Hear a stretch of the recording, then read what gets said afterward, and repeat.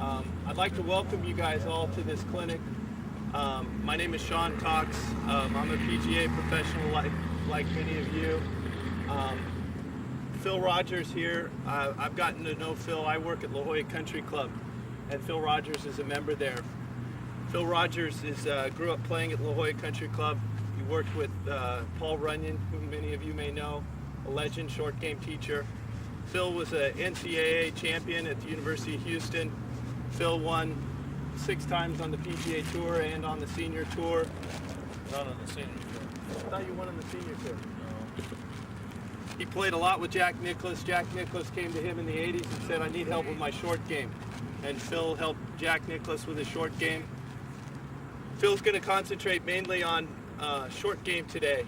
Hopefully we can talk him into doing this again some point to talk about full swing. He teaches a few tour players, of which one was 5th in greens and regulation last year, Jeff Breho on the PGA Tour, and Jeff Gove, who's a single season nationwide greens and regulation holder at 74.5% greens and regulation. So he knows a lot about the full swing, as I've noticed, but we're going to concentrate mainly on short game today. I'm going to turn the time over to Phil Rodgers.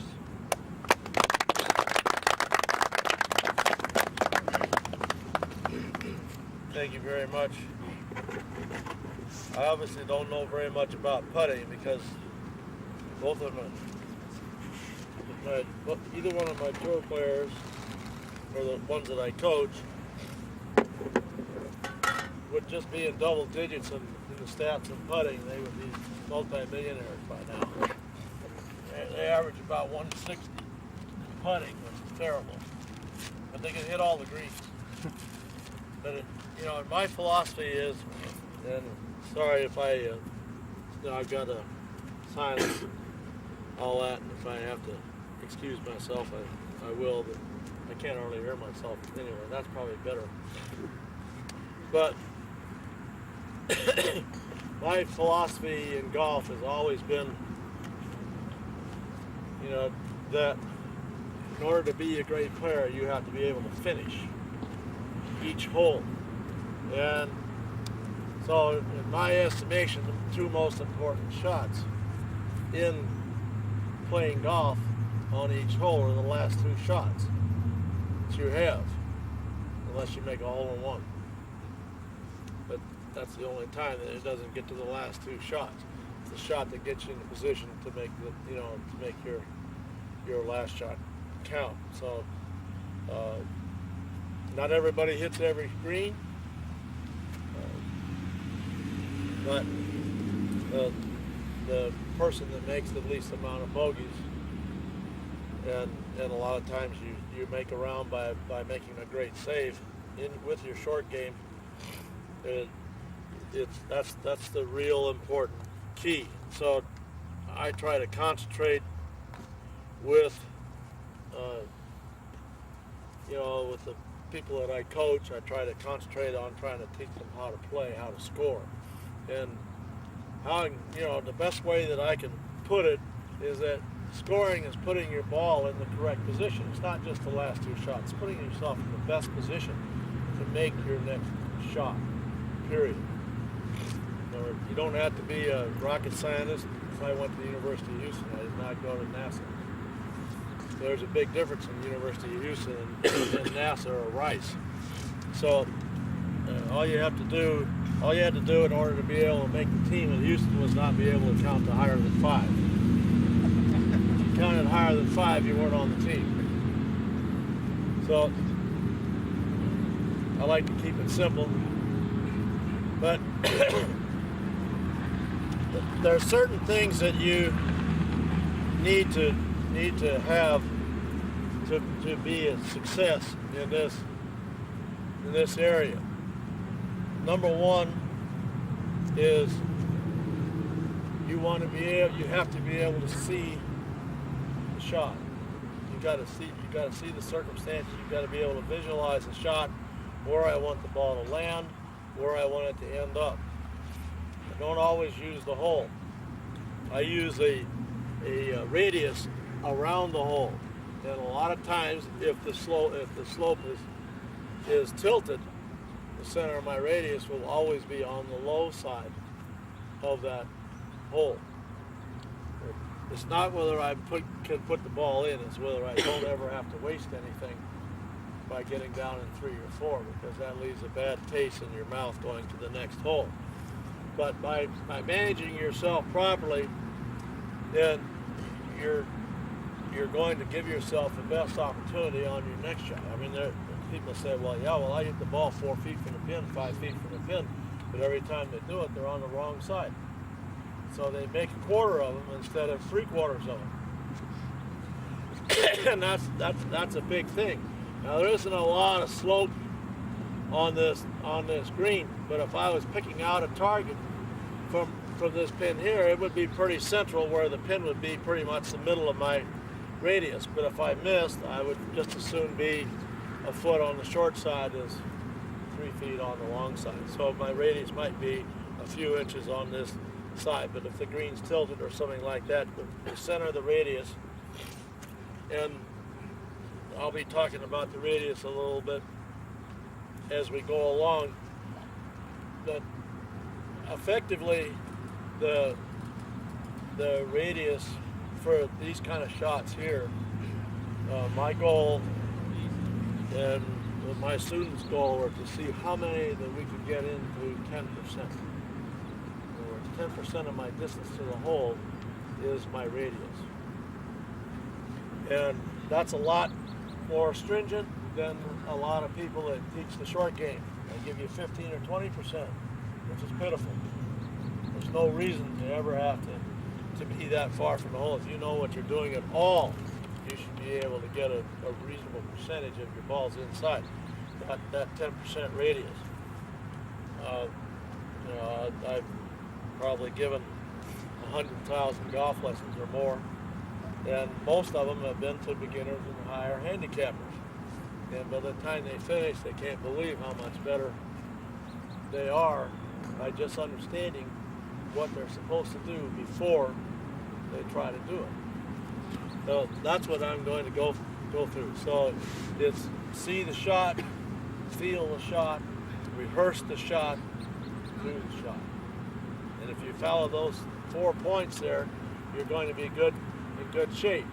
Now, when I'm using the green, I mean, I could have several opportunities here, and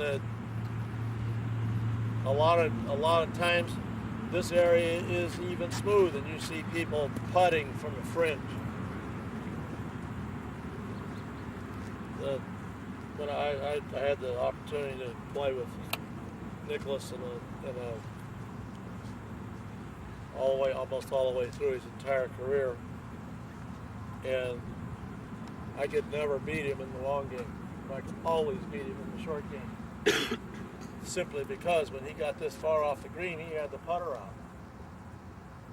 Now, if you're an extremely high handicapper, just to contradict that story, in the old days when it used to be the Crosby, there was a professional by the name of Al Besselin. Bessie was a good player. He was crazy, but he was a good player. And he knew how to manage his ball. And his partner was Don Drysdale, the great Hall of Fame pitcher. And Drys had the worst short game of all time. So Bessie told him, wherever you are, anytime you're within 50 yards, the only club that ever comes out of your bag is the putter. Because he said, I don't care if you get down at 4. And he said, I just want you to try to get down at 3 with a possibility, or 4 at the maximum. I don't ever want you don't ever have to get down at 2. Just get it up there somewhere where you can play the next shot.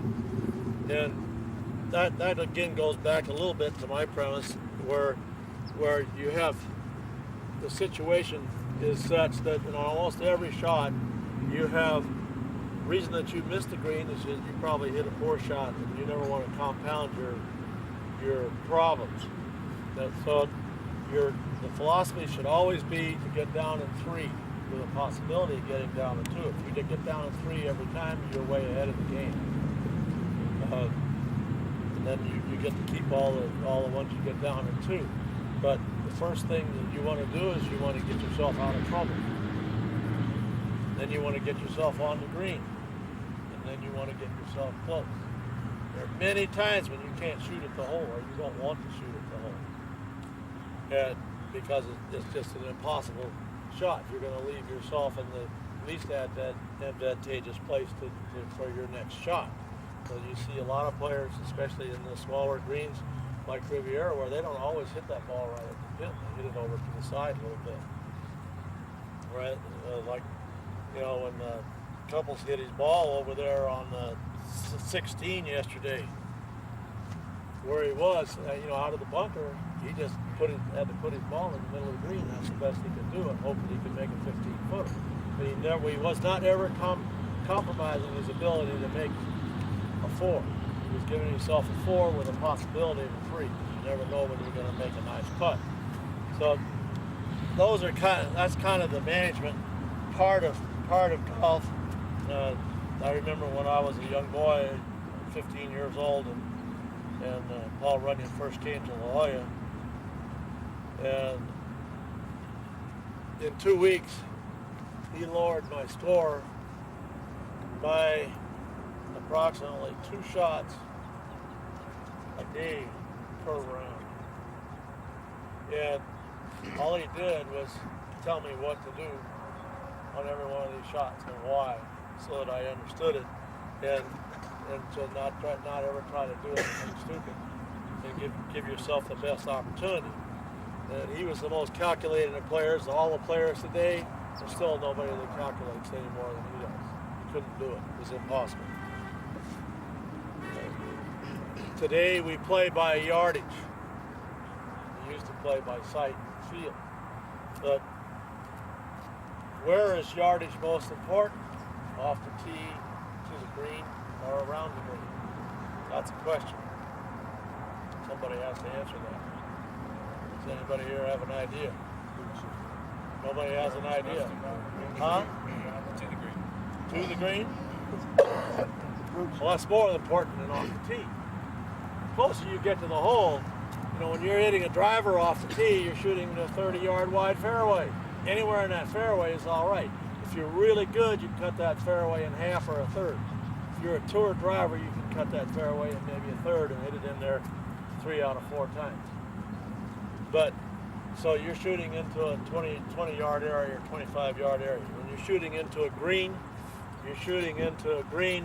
you've got an area or plateau that you're trying to put your ball in that's maybe 15 or 20 foot radius. You get it in that area, you're doing a good job. You get 50 yards from the green, what's happening? You're trying to get it closer, aren't you? So you're narrowing it. So, and then when I get down to putting, how close is it? Fractions of inches, millimeters. So distance is more important as you get to the hole. Not less important. All the sprinklers and all the measurements are all over the golf course out there. There's none around the green. That's why most people have higher handicaps than their actual golf handicap in the short game. It's because they don't know how far it is. They don't know what the situation should dictate, and they're just out there guessing. When you're out on the golf, you don't guess anymore. There's no guessing anymore. It's all there. These guys have range finders. They even have elevation things. They have levels that they put on the greens now. It's gone so high tech that it's almost, you know, you're like a robot out there playing. But the most important part of it is still distance and distance control. So if I'm this far from the hole and I say, okay, how far am I from this ball to that hole there? I brought a little bit of money with me today just in case Sean wanted to try to rob me.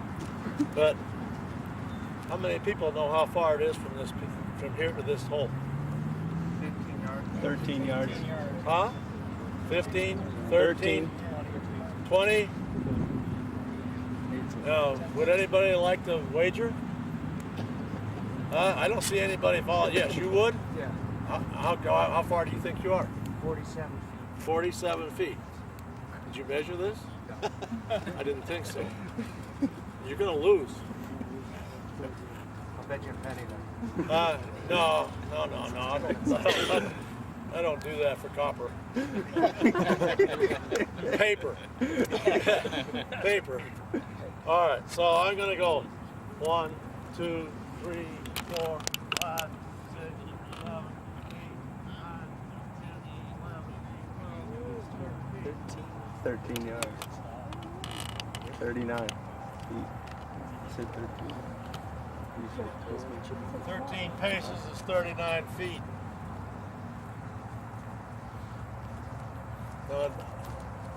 Somebody got lucky and said 13. But if we do that 50 times, Sean already knows this, so, but if you do this 50 times, nobody will come close. I've done this for over 50 years, and I still measure it. I can come almost perfect. I can visualize the shot every time, but I want to know that, because the more precise I am with that yardage, the better chance I have to get it close. So I have 2 or 3 opportunities here to hit this shot, like I said. The first one would be to carry the ball a minimum length onto the putting surface, and I call the minimum length from a foot or 18 inches or so to 4 or 5 feet on the green. And mostly my philosophy is that I want to carry the ball as short as possible in the air and make it roll as much as possible. You hear that all over now. That's what everybody talks about. But more people are doing it now than ever before also.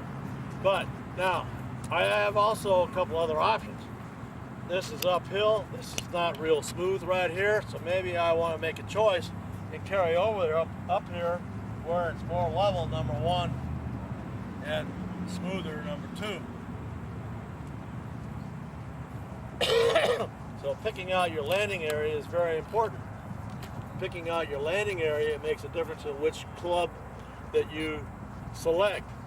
So what I do here is 1, 2, 3. All right, that's 9. I got 3, and then I got 10 left to that hole. I have a kind of a quasi formula that Mr. Runyon developed, and what it is I have several clubs that I hit with. How many people here use one club or more than one club to chip or pitch with? One club. Why do you use the one club? More than one. More than one, okay. Well, there's a lot of people that use one club. Why do they use that one club? Because they know what they can do with that club. Well, if I have 5 or 6 clubs, and I know what I can do with each of those clubs, and you got one, who's going to win? I am. I got more toys. That's the most important. That's the second most important thing in life, is having a lot of toys. So the more toys you have here, the better you're gonna go. So I know that if I hit this shot here, that I can carry my ball many different elevations and many different rolls, so I can make the ball do whatever with a 60-degree wedge. But if I take a pitching wedge out like this, I know that if I hit this shot, I hit this ball about 1/3 of the way in the air, it's going to go 2/3 of the way on the ground.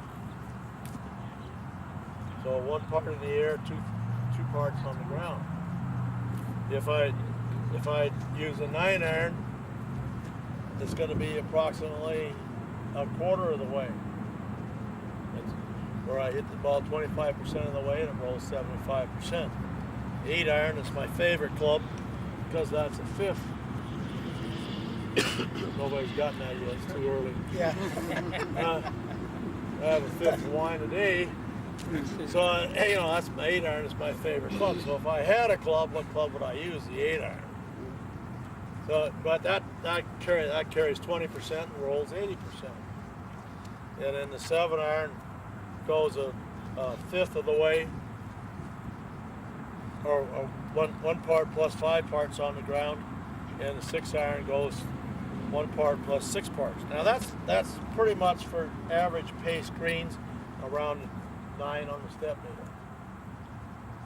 If your greens are faster, if you're going up or down, then you have to add or subtract. But if you have something to start with, you're going to do well. So if you can take your people when you're teaching them and teach them to be more precise in their preparation by, number one, knowing what the distance is, number two, knowing that if I hit the ball there, that with each one of those clubs, the ball will go up there. Now, I can't really, because this is going uphill and I'm going steeply uphill here. So if I carried a pitching wedge up there, I'd probably have to carry the pitching wedge a little bit more, but I got 39 feet, so divided by 3, that's 27 or 28,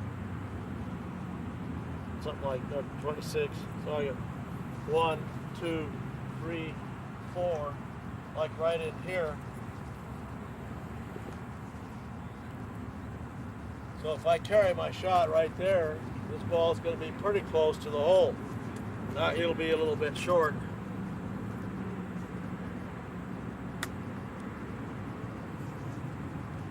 Well, where'd that ball land though? Nice. Right on the. I hit the piece of dirt that I put down there. That's my story, and I'm sticking to it. The other thing that I like to impress on people is that you always call a shot after you hit it, never before. Now, say I wanted to take an 8-iron, and I took an 8-iron, and I hit this ball in the same place.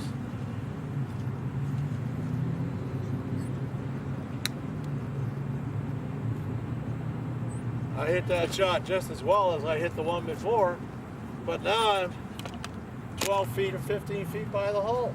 I've hit a perfect shot, but I've used the wrong club. So your shot preparation is the key to success in this green, or around the green. You watch Tiger Woods play, he has a lot of shots. He's got 100 different shots, but he knows when to play each one of them. He never plays the one that's the most difficult. He always plays the one that's not always the easiest either. He plays the right one. That's what we're after. So that's pretty, I can't hit that ball. Now I take my 60 degree out. Now my 60 degree, I'm going to have to carry it way up there.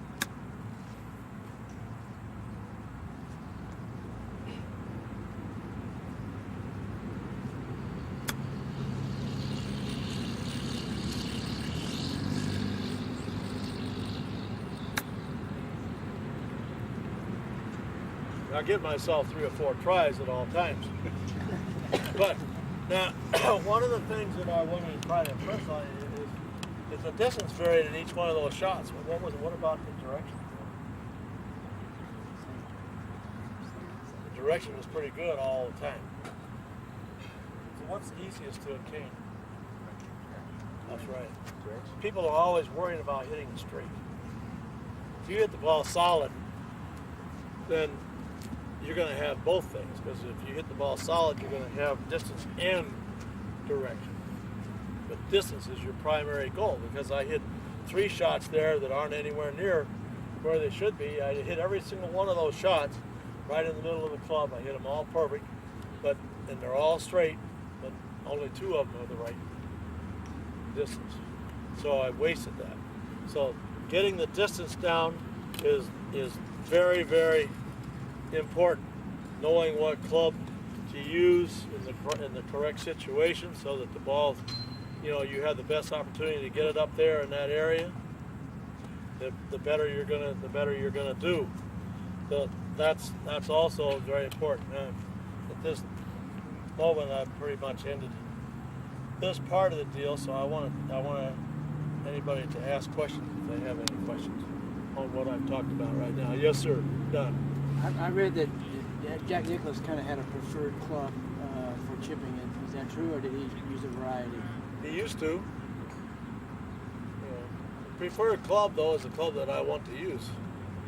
Under most, I tried to teach him how to chip. It's the only thing that I couldn't do.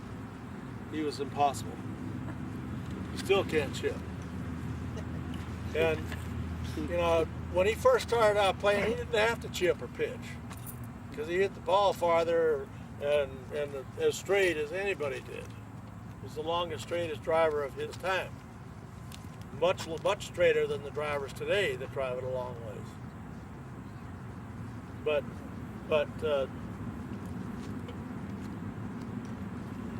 Jack understood what to do with all these wedge shots. He was very good. I went down.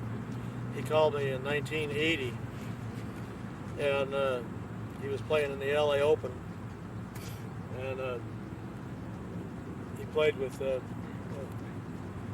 San Diego boy here, John Schroeder. John was a friend or is a friend, and helped him with his game a little bit. And he said, "Well, why don't you call Phil?" And so he called me and he said, "John Schroeder once told me to give you a call because I want to, you know, I need to improve my short game." He says, "I can't hit the ball as far as I used to," and he says, "I'm losing some of it. I need more game."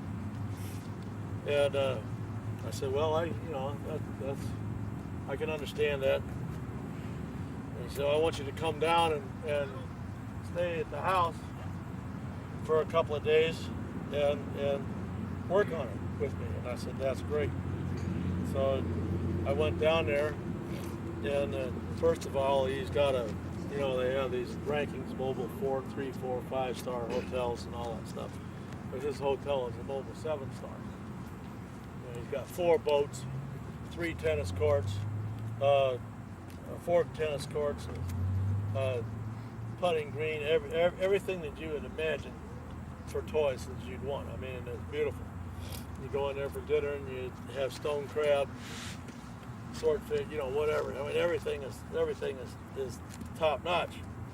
So I've been there a couple times, but I've never had the opportunity to stay there over a couple days. It ended up that I stayed there for 2.5 weeks. So that's a long time to stay at somebody's house. You very rarely don't wear out your welcome after a couple of 3 days. I mean, if you have in-laws or something like that, you understand that. So, but I was down there for that period of time. We played in a couple tournaments, and we worked on a lot of shots. And basically, what supposedly is called a flop shot. That's not necessarily true. But showed him how to do all these different things, and he really had, he played golf one way all the time. Looked like it was very methodical, but he had a great imagination, and so he got to see these shots. And so after doing that, he was playing in the Open at Baltusrol, and in 1980, and on the 18th hole, he hit this shot to the left of the green on the par 5 over there, and he was in the grass like this, no shot. Rossi said, Bob Rosberg, Rossi's famous for no chance, no possibility of making this shot. And he hit it up there, and he flopped out, he hit it about like that. And that was the shot that he said that really won him the tournament. And the later that year, he went to Oak Hills in Rochester, and he won the PGA that year. And the second round, I believe it was the second round, either the second round or third round, he had like 9 greens or 8 greens and shot 69. Shot 300 par, and the short game won him that tournament there. But basically, all I'm trying to do, what I tried to do with him, and what I'll try to get you all to do, is to use your imagination, stimulate your imagination here a little bit, and try to visualize the shot as much as you can, concentrate it. The thing that I did with Jack was, when he had a shot, he says, "I know I have this shot. I know how to play this shot." And the ability to commit to it is the biggest thing. If you don't have the ability to commit to it, don't try it. because you'll fail, and then the next time you get in that situation, you won't try it either. So you either do something that you can believe in, or or you don't. But the most important thing is most people have the ability to do much better.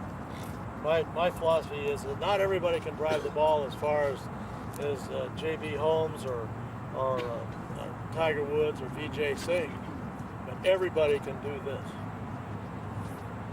This is within everybody's realm. This is not about power. This is about controlling power. So the idea here is to get this so you can control your power. Are there any questions so far? Yes, sir. I wanted to see if you could go back to a minute. Earlier you said something about putting from off of here, and then you kind of got off of it for a second, but it sounded like you weren't a big fan of it. I'm not. That's why I got off of it. Like I said, this is the only part of the game that I could beat Nicklaus in, because he took his putter out 99 times out of 100 from here.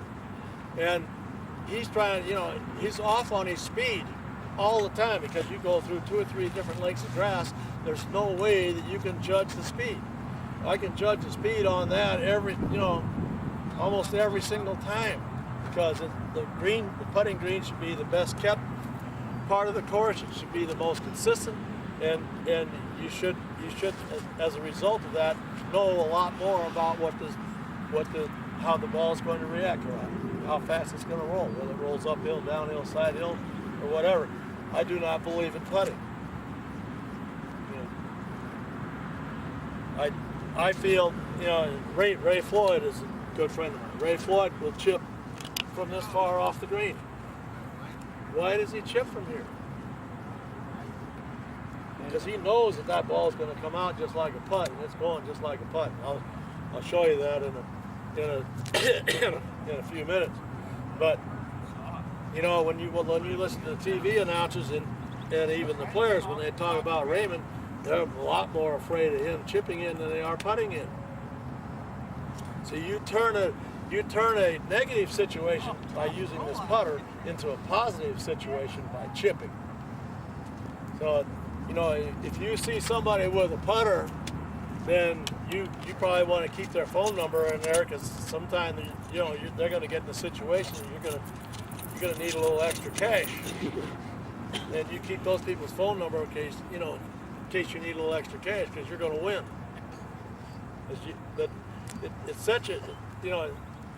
Golf is an extremely mental game.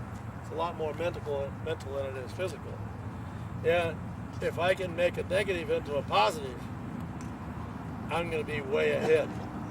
Well, the reason why I asked is I teach a lot of guys that aren't good around here, and I try to get them to at least get it in a position where they can make the next shot or whatever. And I'm just playing with this guy last week, and his ball's that far off the green, just like you're talking about. And the pin's only about maybe 8 feet away, and he's got a lob wedge trying to hit some kind of shot. He just barely gets it on the green, and I'm telling him if he takes his putter every single time, he's going to be within a foot. Well, I'd be willing to bet on that, but he probably get it closer. But when I learned the short game, and when I learned from running, I'm not trying to praise anybody or slam anybody. Dave Pell supposedly has all these statistics. I had more statistics at 15 years old than he's got now. His running, everything that he did was there. Now, he did everything in units of 100. He didn't maybe do them in the thousands like Pels has. Pels has just kept records. Running, if it worked in 100, it was fine. It was gonna show up. So what he did is the percentage of getting down in 2 is what you're after. You want to be able to raise your percentage of getting down in 2. And if you play a ridiculously hard shot with the most difficult way, you're gonna have great results or not so good a result. And yes, if you're trying to get them up there where they're gonna not get down in 4 or dump it or do something like that, then that's fine. But I gave a playing lesson one time to a man who had a 36 handicap, and the first hole was par 4, and he hit it right down in front of the green, and I didn't say anything to him, and he batted it around, and he got down at 4 from the edge of the green, made a 6, and he was all mad. He was ready to quit already. I said, "What's your handicap?" He says, 36. I said, "What's par?" He says, 4. "No, it's not. Par is 6. You made a par. You got a net par. That's as poorly as you could do, but you got a net par." And so I said, "I want you to play every hole according to your handicap. Par is 2 over." He made 8 holes under par, 5 holes even par, and only 5 holes over par. So he shot the lowest score he ever shot in his life in a mental score. And usually it's match play by just having him do that, and it took all the pressure off of him. So if you can impress that on people, that really has a tendency towards helping. Now you see pros make these miraculous shots. You see Tiger Woods make miraculous shots every week on TV. That's because he practices and practices and practices. People that don't practice them, they don't necessarily do that. But the putter is a safe way to maybe get down at 3 every time. Like I was telling the story about Don Drysdale. He made him use a putter because he couldn't. He'd dump it. He'd go 3-4 feet at a time. I've had guys that shake it all the way around the green before. So it's in your best interest. But maybe that shot was really hard for him at the time. But and maybe he wasn't selecting that wasn't his correct shot. If he had an adequate surface here and he could get the ball there, but to go as far as from here to there, or as far as to go from here up to that other hole and try to do that won't work. Not nearly as frequently. But again, yes. Yes. My formula is, it's not really a formula. It's guidelines. Number one, but basically what it is the pitching wedge goes 1/3 of the way and rolls 2/3, and a 9-iron is 1/4 of the way, 3/4. 8-iron is a 1/5 of the way, 20%. And then the 7 is a 1/6 of the way, and the 6 is a 1/7 of the way. Now there's 2 or 3 ways to explain it, and I have a couple of girls here, Christy and Charlotte. Do you like to shop? You don't like to shop. You don't like to shop either. Well, then you don't need to hear the story. But what I do to a lot of women, especially women that are play at the country club, they like to shop. So I'd say, okay, pitching wedge is 1/3 off sale. 9-iron is 25% off sale, and 8-iron is not as good a deal because it's only 20% off. See, and they understand that right away because a lot of them don't understand math.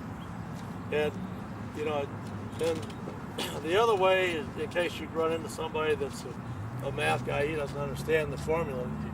Every one of these clubs is basically adds up to 12. Pitching wedge, if you make a pitching wedge of 10. It goes 2 parts on the ground, that's 12. The 9-iron goes 3 parts on the ground, that's 12. An 8-iron goes 4 parts on the ground, that's 8 and 4 is 12. But all those go down to become a factor of 12. So that's another way to explain it. You want to try to. The hardest thing in teaching is being able to get your point across, so that the person understands you, not that they have to understand. You want to be talking to them in a way that they can understand. So that's important.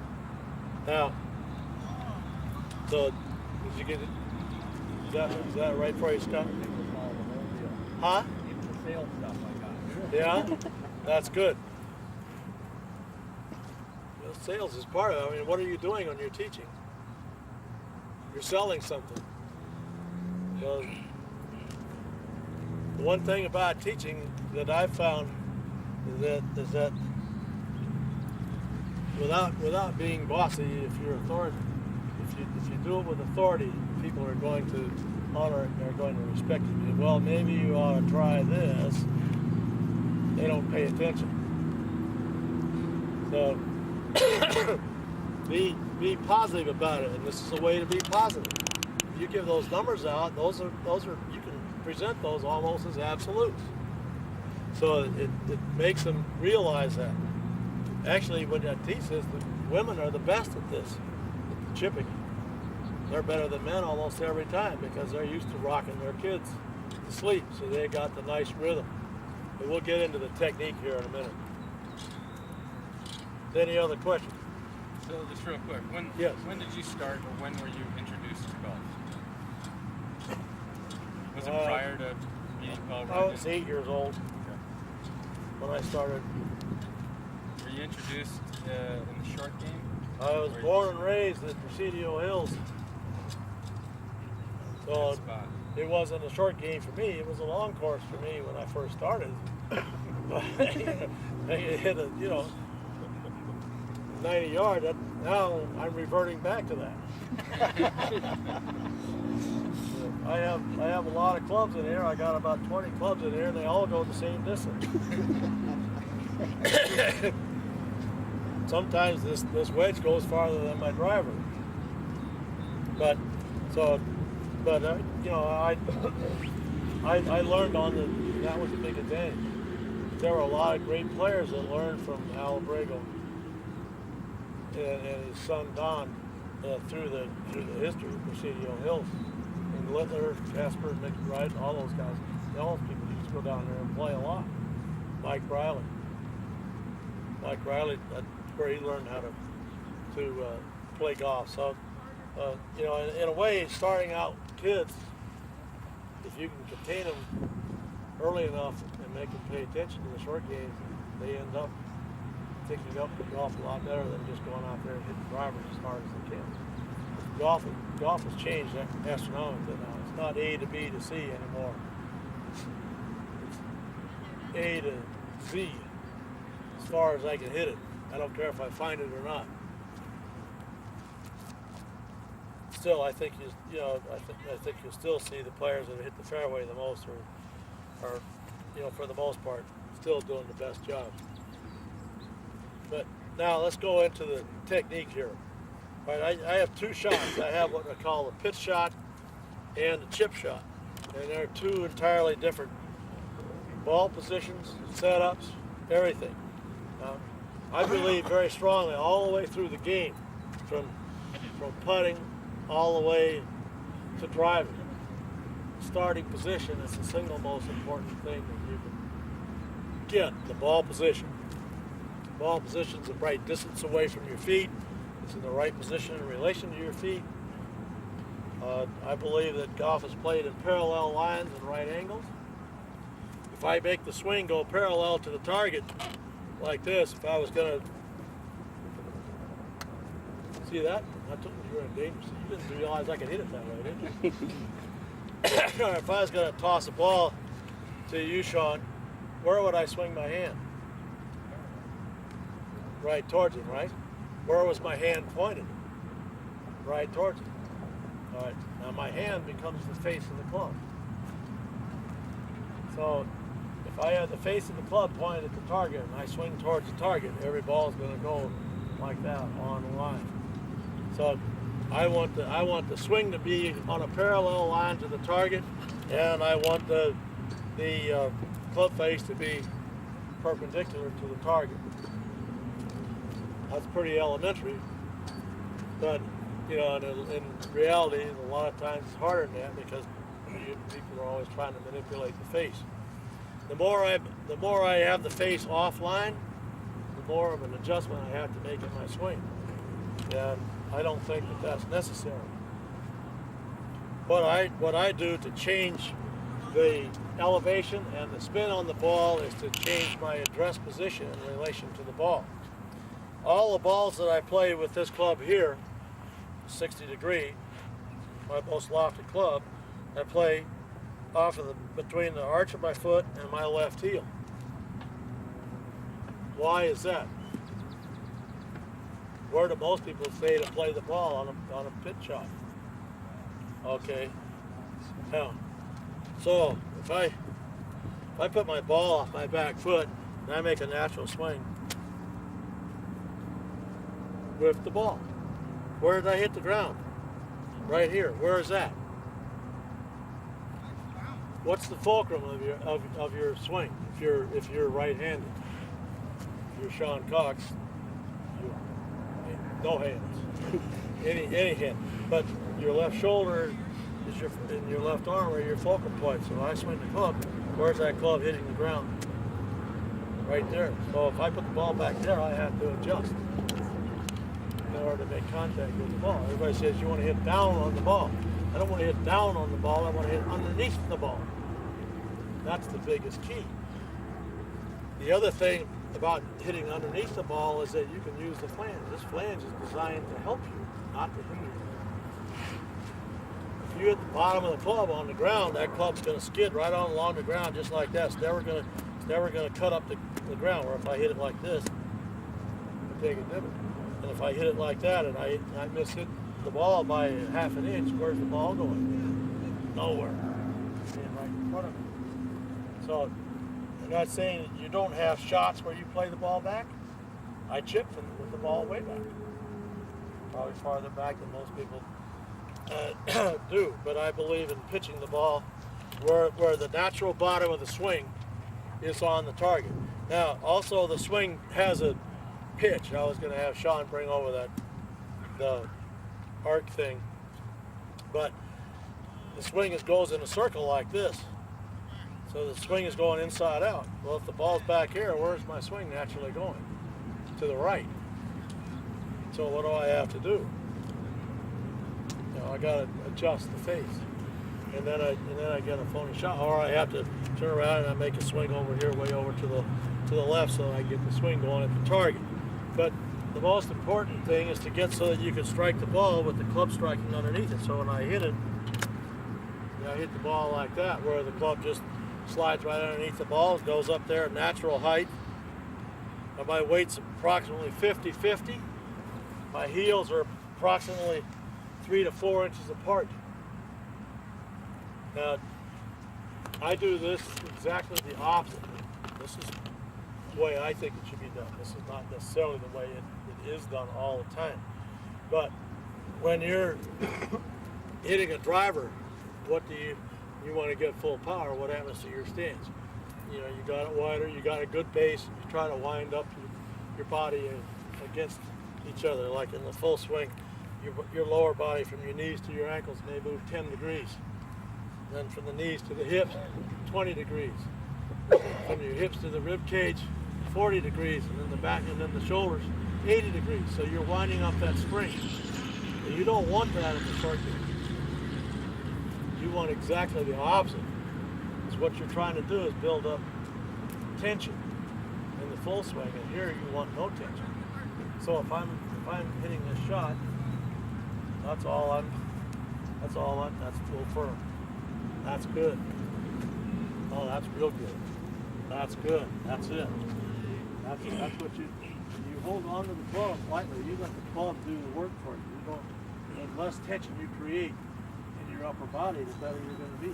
The reason that most people, probably your person over there, that you were talking to, they're so tight because they're so stiff with their lower body that they just move like this. So they don't have the boogie with their feet, legs, and hips. The more I move my feet, legs, and hips, the better I'm going to be at the short game. The less I move this, the less tension I create. Instead of getting all tight there, now I'm nice and loose. So I'm nice and soft. And my arms are always loose, so that the club is just more or less doing the job. So the thing that I want is number one, to be as natural as I can be to where my setup, my stance is always going to be slightly open. The normal amount of stance is 3 to 4 inches, and the way to measure that is from here to here on your shoe. Unless you're a size 25 shoe, it's going to be about 3 to 4 inches, so that your left foot is pulled back off the target line slightly, and your left toe is turned out to the target and your right foot is perpendicular to the target. Excuse me. Why do I have my body in that position? Because when you take a dress and with a full swing, you start out, everything's more or less facing the ball. When you come into the ball, you got a huge separation here between your lower body and your upper body. Your lower body's pulling your upper body through. I don't have the speed or the size of the swing on these shots to promote that much motion. So the person that stands here square like this and has a tendency, moves too much to the inside, and then you move around like this because you can't get your lower body through. What I want you to do is to preset your body in effectively the impact position. Lower body being your feet, knees, and hips. You notice I never talk about my belt. The last time I saw my belt was about 45 years ago when I was in boot camp in the Marine Corps.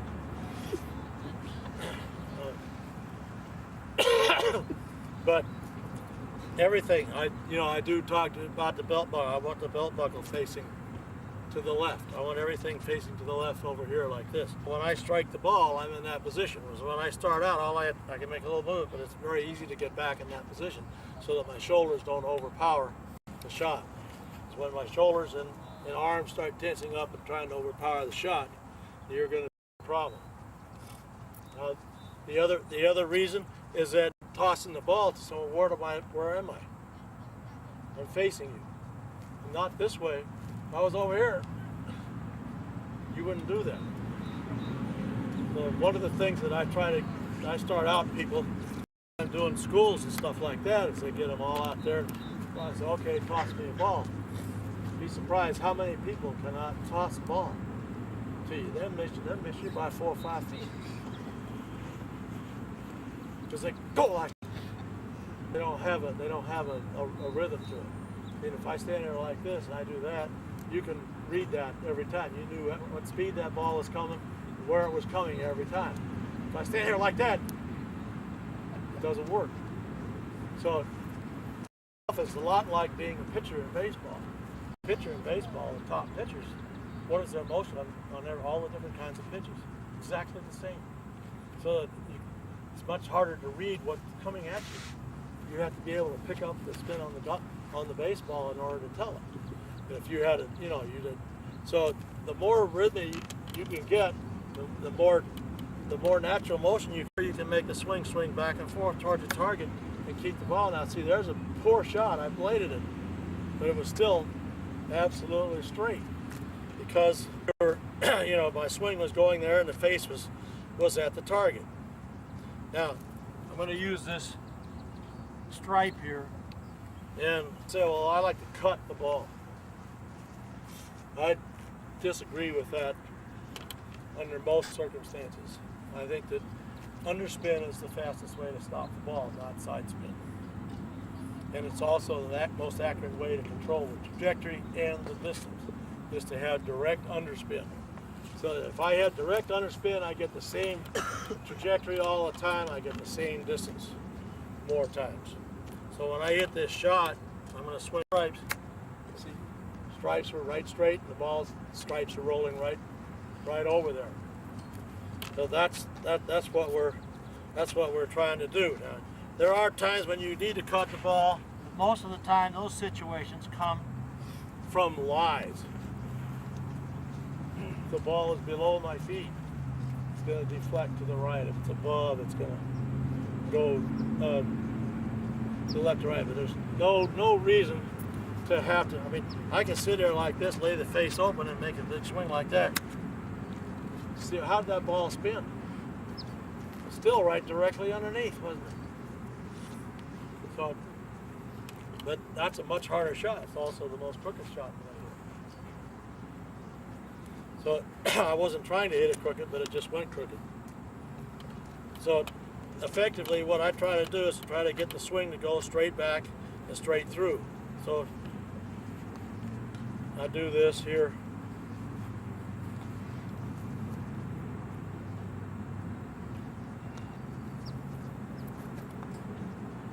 or you can do it with a white line. You know, if your green superintendent doesn't hate you for painting white lines out there. We do our golf schools, we do it all with lines. But basically what I do is I start out, I take my setup, weights 50-50, facing left, shoulders facing the ball, chest facing the ball, sternum slightly behind it. Every shot that I play is between the left side of my face and the inside of my left shoulder, or my front shoulder. So every one that I play is right there. Now, what I try to do is when I swing back, where's the shaft pointed? Right at the ball. Where's it pointed? Right at the ball. But where's the club? It's inside the line a little bit, isn't it? But if I extended the shaft, it would continue into infinity, right over there. And when I swing forward, it comes right down to there, right down to there, right there, right there, right there. If I do that, if I swing up and down that line, that ball's going to go on that line every time. The more you can make that line move straight, the better off you're going to do.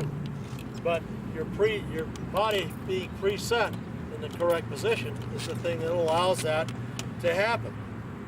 Because if I stood up square and I swung, where's my club then? If I turn this over, where is it now? It's on the target. The swing is always around your body. But by starting out with your body in the correct position, then your swing goes in a straight line. And that's a really important key. So when I'm here like this, I'm trying to hit this shot. I'm trying to get the shaft straight up, the face right at the target. In my teaching, I use 12 o'clock, 12:30, 1 o'clock, 1:30, 2 o'clock, or the opposite for the club face. Call it dialing in the club face. But when you do that again, that becomes more or less, that's a positive that you're trying to promote there. So where do I want my club face on this shot here? Between 12 and 12:30 at all times, because I don't ever want it to come in close. So I walk into people and to answer your question about the ball being back. So they stand here like this, they have their hands forward. Where's the face pointed? Right at the target, right? Okay, now, well, where's the shaft pointed? Way out to the right. Now, so I hit this ball and I return it. Where's the face pointed? To the left, isn't it? That's where almost that's why they have a difficult time hitting that. Number one, the face is square, you're using the bounce. You turn the face in, you got no bounce. So you're going to get a cutting sensation. So I see people like this, and they stand up there like this, and they got the strong grip over here, and they got the face like this, and then they swing. Oh, I can't do it. Oh, that was a beautiful swing, went right at the target. But the ball was 100 yards from the target. It was a perfect swing. So what do I have to do to adjust that? If you come into a person that insists on gripping it like this, then you got to lay the face over there so that your right hand more or less matches the face of the club. So I stand up there like this, and I swing. Where'd the ball go? Pretty straight. So you can manufacture a way, that's the 1 minute lesson for a person. But I don't like to do that. I want them to be more fundamentally sound. But the biggest problem with playing the ball back is that the face should always be at 12 o'clock in relationship to the shaft. When you hit the golf ball with a full swing, where is your shaft? It's vertical, and the face should be perpendicular. So it's 12 o'clock. The more you do that, the better. I can't stress that. So when I'm standing up here, my face is always between 12 and 12:50. Sometimes I might sit it because I want to get a lot of hand in there for a reason, and I don't want that club face to close down. The other part of it is how I control the trajectory.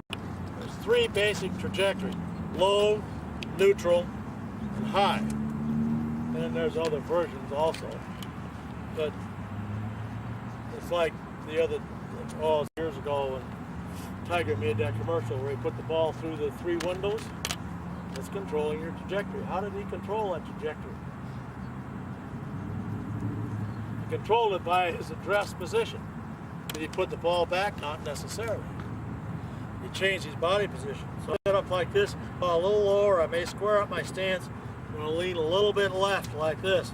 So that automatically promotes the club being higher here and lower there. So I get a lower flight. All right. If I want to get a higher shot, this is the only part of the game where golf is really not an opposite. With a 7-iron, you need to strike down in order to knock the ball up. You need to put underspin. What you do here is you're not spinning the ball very much, so you're controlling the elevation by the angle that the club comes into the ball. So if I want to hit the ball high, then what I do is I get my weight back on the right side. I pull my back foot off the target line a little bit, back the shaft. See, I've increased the loft considerably, but where's the face still pointing? Right at the target. Perfect shot with dead underspin. About as high as you can hit it. Now, that's all anybody needs to really learn, unless you're professional. But everything is a version off of those shots. So it's basically those 3 for trajectory, 3 for spin. Or the right windows for a little spin to the right, a little left to the left. You can do all those. I actually have a lot more than that, but they're toys. You don't use them 99 times out of 100. So again, when I'm teaching somebody, what I try to do is to try to get them to be accomplished at one area. I want them to pick out, I want them to know that they can do that trajectory and that where the ball lands. I know it's going to roll that much, and they can do that 4 out of 5. They're going to go from being a 15 handicap in a short game to a 3 or 4 handicap very, very quickly by only knowing one shot. So you don't have to show them all these different shots. But basically what if I swing a pendulum like this, it's going where? It's going distance back and forward. Okay. Now, see, I'm going high, so that's going to hit the ball. If I tilt it the other way, now I'm going to low. High to low will drown. Low to high will hit the ball high. So, doing this, that to be able to go at the target, I'm more open like this to be able to, because where my body much farther through. I'm a believer that the will come horizontal. You have to swing a little bit farther. Swing the vert a little bit farther. You go back quite as far direction the sequence that you get the biggest thing in every field of putting is the sequence of the. Now, see, these want to start with my lower body, not with my upper body. I want my lower body to start my handle, and then I kind of get a whipping sensation. So I get a low sensation. Now, I don't care if you go from side to side. You swing the pendulum, you swing it from there to there. That club takes the same amount of time as it does from here to there. The farther you swing it, you think it takes longer. It doesn't. So this is another thing that we use here. This is a metronome. And this is set on, oops, I'm sorry. .66 beats per minute.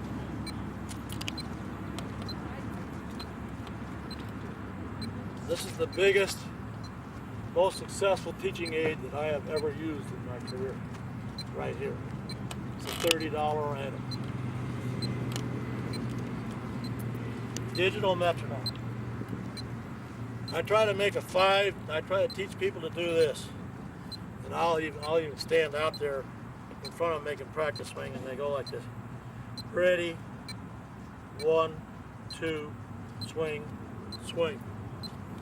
Now I want them to tap the club to that rhythm so that they just don't walk out and go like that. I want them to get their, that's part of the pre-shot. So I'm ready. 1, 2, 3, 4. So that I get that even tempo. Now, people say, well, no, that can't possibly work. Okay, I'm going to hit the ball right here to this second ball. 1, 2, 3, 4. I'm going to hit the ball 5 feet on the green. Ready. 1, 2, 3, 4. That wasn't even a good shot. Now I'm going to hit the ball up to the hole in the fly. Ready. Tap, tap, swing, swing. Now I'm going to hit the ball up to the second pin.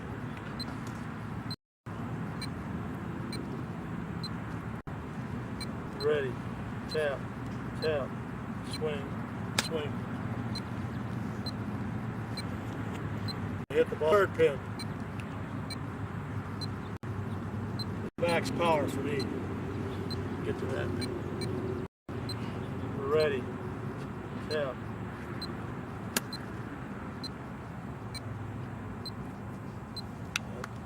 That's pretty good control of the distance.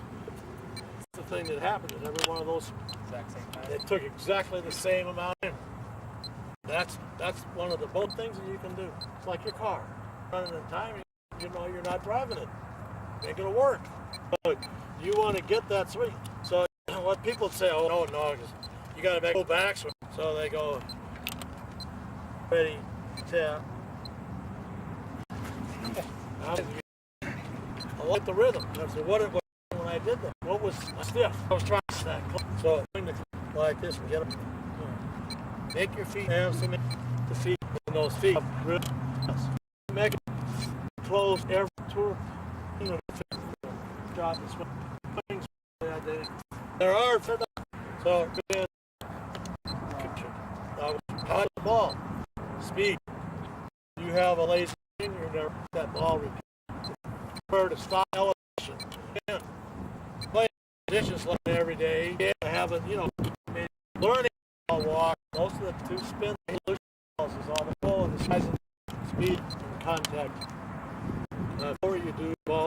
But so if the first you make caddy gets to the ball before you or your partner is have a. That's the main reason I quit playing the tour because my caddy retired. His name was my guy. Every piece I had a opening. In teaching, that's the first part I had. Because I threw it out in the. Now, if I want my normal shot to hit it to this piece in there, like it to that speed. I went a little. I hit the swing and the wrist. For shaft, slow. Those that I talk about. It's not with that speed, but in that there. If I have a really tight hurt, well, how are you going to hit this shot? You're going to play it back. I'm going to hit it just exactly like I did. A little bit. But if I shot correctly, that's perfect. So I actually do is off the heart. I use the button. I yaw toe. So that's the basic premise. I can hook the ball, cut the ball, do all that. And most of that's for show. It's not for anything else. If I hook the ball's going to go low. Like if I wanted to adjust this club here, and I had to take this wedge and go to the second pin, I want to carry it past that ball on the left there about 3 or 4 feet. And I hit it just like that. See, that's why you use a putter. I haven't played golf in a long time, so I'm very much like the average person right now.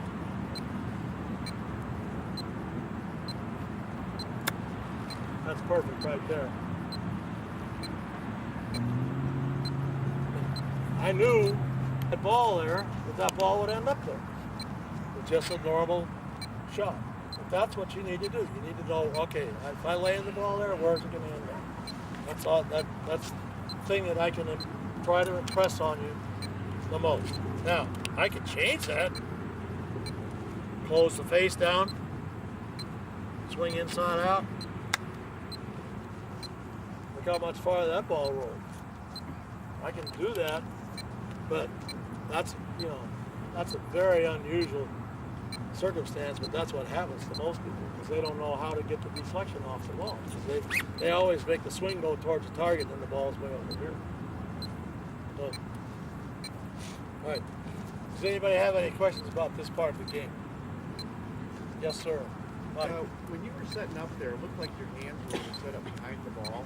They're straight up and down for a neutral shot, behind it for a high shot, and slightly ahead for a low shot. Okay, for other clubs though, like pitching wedge or 9-iron or 8-iron, do you set up with your hands in the same spot, or you get your hands a little bit ahead of the ball? No. There's an area that in other words, if I was going to lift a weight, where would I lift a weight? Right in the middle. Right here. Right where my belt buckle and my belly button should be. I'm guessing, but that's where it should be. So I'm like this. All right, that's where I have the most strength. I'm out here, I'm off balance. I'm up here, I'm off balance. So what I do is I stand square here, open here, and where's my hands? They're still in the same position, aren't they? Well, it's in your body, but Now the ball is right here, so I've rotated my body, my lower body, so that my shaft is straight up and down, but my hands are centered on my body, and I'm rotated up into my left leg slightly. So my hands always follow that. I hit it high. Now where's my belt? Behind the ball. So where's my hands? They're not up here. If I was up here, I couldn't hit the ball. Joe, it's nice to see you. I haven't seen you in a long time, Joe. Joe went from being an old golf craft player to a cart salesman, and he found out where the money was.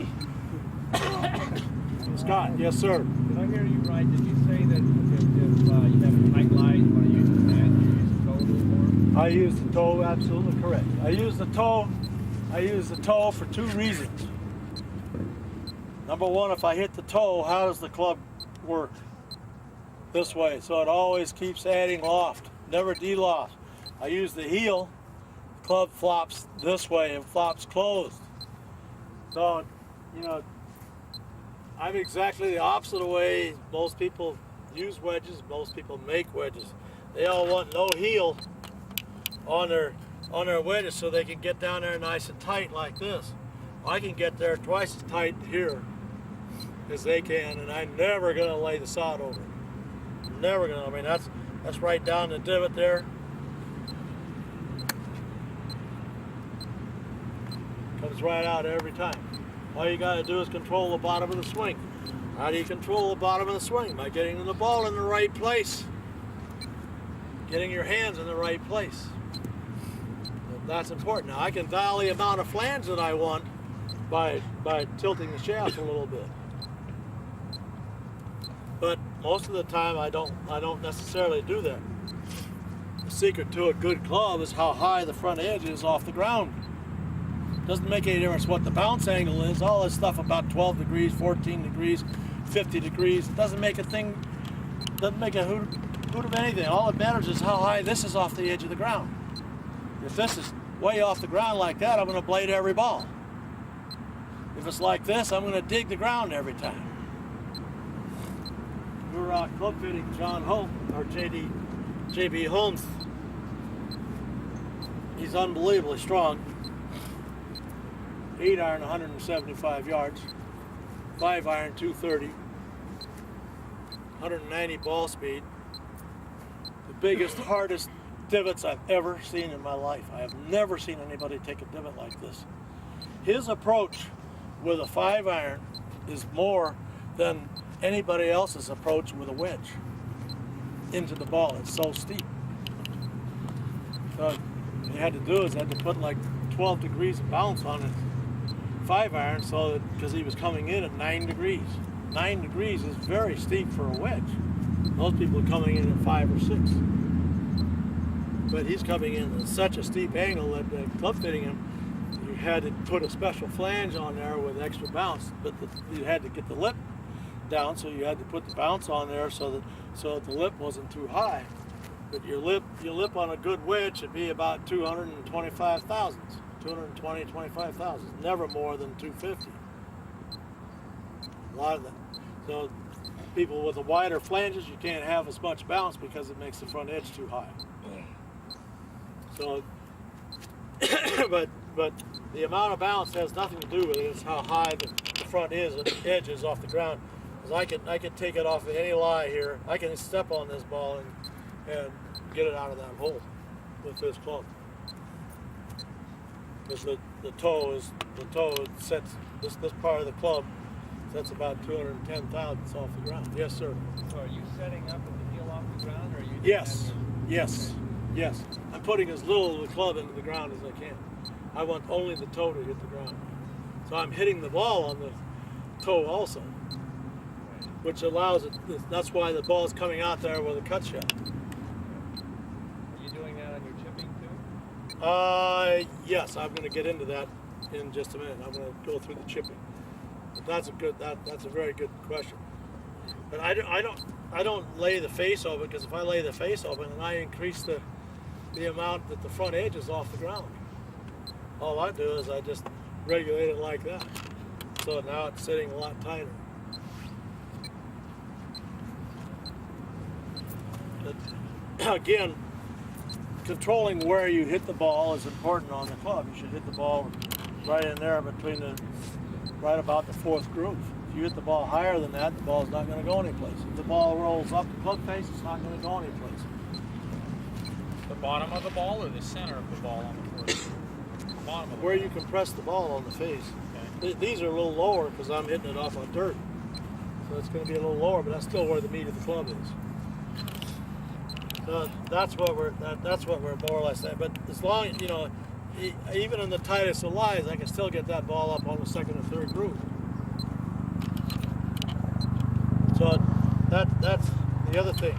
Now, the only other thing that I have to say about this before I move on is that I like to be close to the ball because I want my swing to be as vertical as I can get it. When I go in the bunker, I want my swing to be as horizontal as I can get it. But the reason that I don't like to use the heel is because when I'm down here, now look how much farther I am away from it. So my swing is around in too much of a circle. And when you do that, there's all kinds of pro and con about this. All the new stuff, the 1-plane swing, the 2-plane swing, the 11-plane swing, whatever. It depends on how big your Air Force is. If you only can afford 1 plane, then you're on the 1-plane swing. But if you take this club like this and you swing this vertical, how long is that face pointed towards the target? Always. The more I go like this, where is it pointed towards the target? Only 1 point. So if you made this into a Ferris wheel and I hit the ball where the ball was back in my stance, where would this Ferris wheel be pointed? Where would the ball come out? It would come out way over there. Where would it come out there? Straight. Where would it come out here? Over left. If I swing it here, if it comes out there, it's going straight, goes straight there, and it goes straight there. So in my mind, the more upright you can swing with your short game, the more effective you're going to be.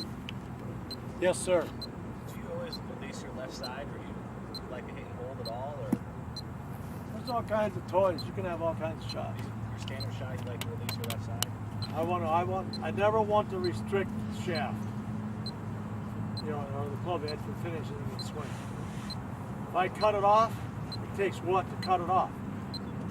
Tension. I don't want tension. I want tension out of your upper body. I have never seen anybody that's any good that has tension in their upper body in the short game. Best players are always the the softest. The arms are always the arms and shoulders, the chest, the back, everything is all just like, you know, when you're walking down the street, you know, you be cool like this. That's the way you. When you see somebody like that in their short game, you keep their phone number. They're going to be coming to see you, or they're going to give you some extra cash when you need it. That's a good question, though. Yes, I do cut it off. I have, but still, what I try to do, even when I do that, I have more arm swing, less club swing, but it's still the same size from side to side. It's just much firmer, but the pressure stays constant. Whereas this way, it's a lot softer. I'm holding the club just very gently in my finger palms. Actually, have a tendency towards opening up like that. And if I want to spin the ball, and it needs to be more like that. But I try to control my spin. There's a lot of situations where you can't spin the ball. There's a lot more when you can't than when you can. So, you know, I'm for letting the elevation of the ball make the ball stop. I drop the ball like that, no spin, didn't roll. Down like that, I can put all the spin on in the world. It'll never stop. When I can tell when I think somebody is good. This is my opinion. Now, but when I see somebody that knows what they're doing, this ball will take a bounce of about a foot and a half. And start rolling. Finally get one straight. But and if I try to spin the ball, you know, I have to have it say, you know, I have to have a nice firm lie like that. How far was that bounce? What was the speed of the ball? The speed of the ball doesn't register with the spin because the ball is going too fast, so it's never going to stop. It's going to keep going. Now that's not to say you don't use those shots. You know, like the shot that who was it? I think it was Craig Barlow yesterday on 17 at Riviera. Made the pin just over that ledge, about 8 feet over the ledge. Drove it in there, he hit the bottom of the ledge, skipped, take a long bounce, stop. Those guys are hitting it up in the air over the ledge. A lot of times it's coming back down below the ledge. Because they get too much spin. That's not controlling your ball. But that is a shot, yes. But it's not a shot that you would play very often. At least in my book. That's what I would choose to do. I know that I can control my ball 19 out of 20 times. And I know exactly what the trajectory is going to be, where it's going to land, and how much it's going to roll. And that's where I separate. Yes, sir. Yes, sir. How do you execute that shot that has like 2 skips and then stops? That's an easy shot. That's the shot that everybody hits. It's a shot that everybody hits. But you have to be able to have enough speed to do that. You have to have real firm turf, and you have to have a lot of speed. The guys that can hit the ball like that, where you can hit it 2 bounces and stop, those are the guys that can control their spin. Whereas if you hit it 2 skips or 1 skip or 3 skips and then it like that, you want to stay around those guys because they're going to hit some shots in there. They can't get to the pin. But there is a way to do that. But you're never going to do that here very often. You have to have ideal situations. You have to have very sharp grooves. But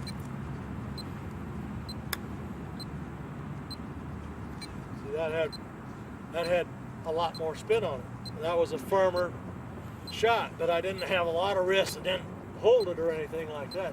I don't want holding. I want it to be all the same. But the club is always in front of me, always moving around. Okay. Any other questions? Let's take a 5-minute break and get something to drink. Okay.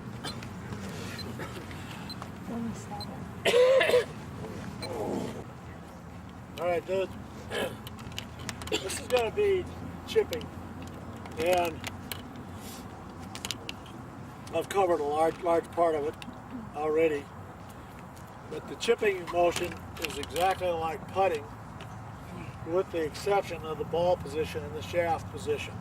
And we're talking about how the ball's played up here. Every ball with the exception of chipping is played in almost exactly the same place, from a pitch shot all the way to a driver. They're all played between the inside of the left shoulder and the left side of your face. It's about a 3-inch area. We did where I used to teach at a place called Grand Cypress in Orlando. I hope my voice makes it. We studied like 100 players, top line players, and broke them all down in sequence. The largest fluctuation of a ball position is like a little less than 3.5 inches. And that guy was big. And the smaller the person, the less it changes. Now, why is that? Because of where the ball goes a little farther forward, because the swing gets more horizontal rather than vertical as you get farther away from the ball. Putting and chipping are the two shots that you play that are the closest to your feet.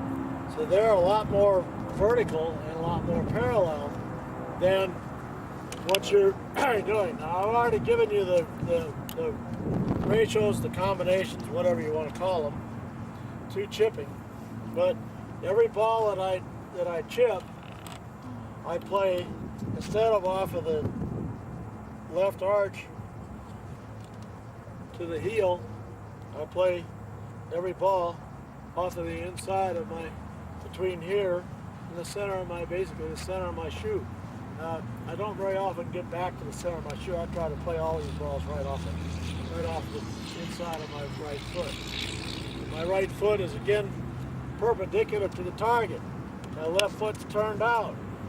There's 4 things that I profess in chipping. The ball is back. The hands are forward. The weight is forward, and your head is forward. Of the 3 parts at the last, which one do you think is the most important? Your head. You can have your weight to the left, you have your head back here, you're going to scoop the ball. The biggest problem with people when they chip is that they tend to lift the ball instead of get the ball with a descending blow. So you want to try to get them to get set up so that, I'll try to do this so everybody can see, the ball's there. And what I use is when we did the putting on the high-speed film,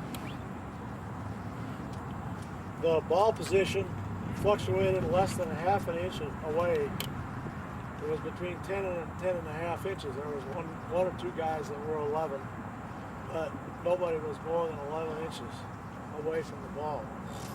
And 10 inches. So this club is about 3 inches long.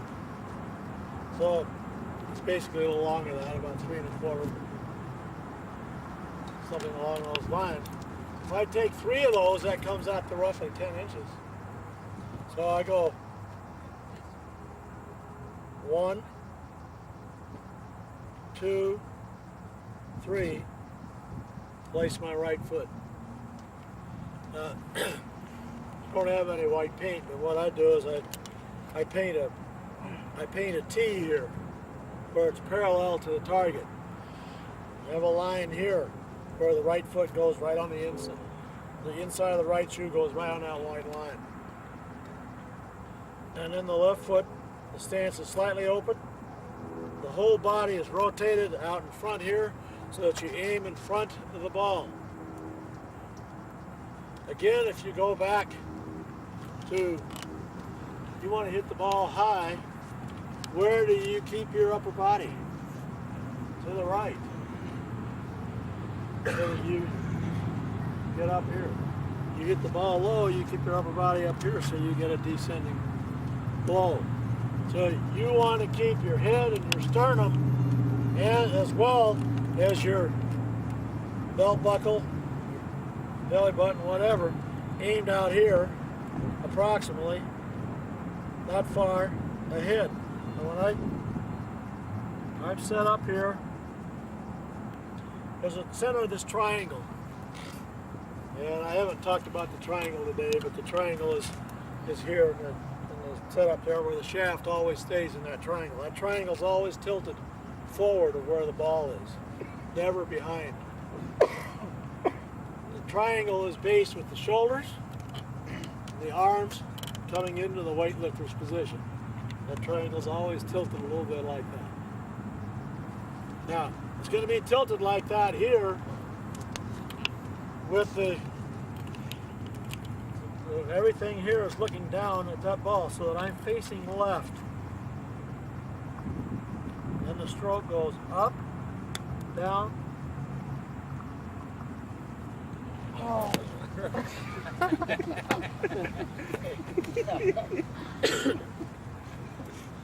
Can't get a break. I told you this was an offensive shot. You didn't believe me.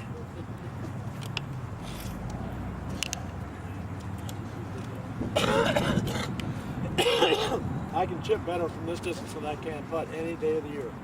Any time. For my entire career, I can do that. I hit the ball cleaner doing this than I do. And I chip in a lot more from 30, 35 feet.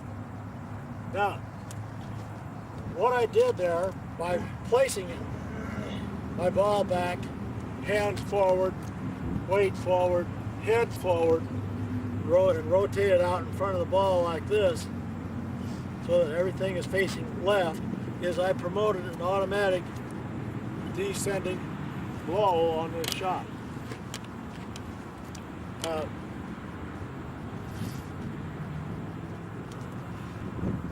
I used to be a lot more adamant because my mentor, while running, used the opposing hand's grip like this. And his idea was that the full swing is basically three levers: your body, your arms, your wrist, and the shaft. Your wrists move the shaft. In putting and chipping, he wanted one lever. He only wanted arms, no wrists, no nothing. Basically, you isolate your body. You just swing your arms back and forth, no wrists, no hinging. What he encouraged was when he got set up here, and he set up, he would have about an inch here, 2 fingers. You know, it's everything that I predicate on is a fifth or 2 fingers or whatever. Everybody has to have an image. Mine isn't very good. But, and then as you swung, that never changed. It became, in my teaching career, a lot, or very frequent, that no matter what I did to these people, that I couldn't get that to be that stabilized. So what I did is I made them bow this left wrist. So you got 2 bows like this, one like this, where the shaft goes into your arm here. And hit the ball like that, where you keep the shaft in your arm. We had in our school one time, we had Bill Murray there several times. First time that I showed him his chipping, he would stand there like this and he'd flash that shaft like that every time. So I tied it to his arm. I taped it to his arm like this and made him go inside and have lunch with the shaft attached to his arm like this. And that was a perfect deal for him because he likes that kind of stuff. So he's like, hey, look what Phil did to me. Ah, I can't get this on, you know. Are you going to make me eat like this? So, but anyway, firmer you can keep this, the better. Like I said, running allowed some space there. I learned it with space there. I have space there myself. I'm not sure that that's the best way to do it because I've seen a tremendous amount of people that can't. But the basic premise here is to try to get this to be a one lever stroke. Now, to get back to your ball back and your hands forward, and now I've de-lofted this club, haven't I? So I've made this into a less loft, so my trajectory is always going to be low. And it's going to come out nice and straight because my face is perpendicular and my stroke is back and forth to the target. So I'm set up here, my face is there. The biggest problem when people get their hands like this, they get their hands that far in front of the ball, is that the face does this. So when I come into the ball, I had cut spin. Stroke was straight back and straight through, but I had cut spin. So what I try to do here is I try to get it so that when I make contact with the ball, that the stroke is such and the contact with the ball is such that the stripe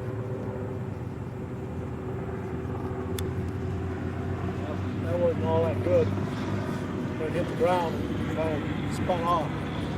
But try to get the spin underneath as much as I can. The better you control the spin, the better your motion.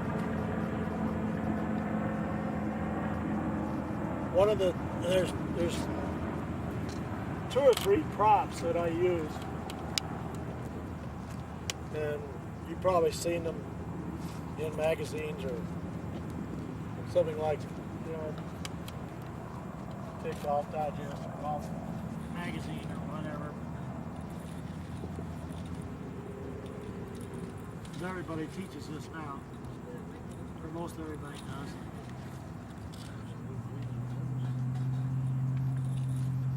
They're all too long.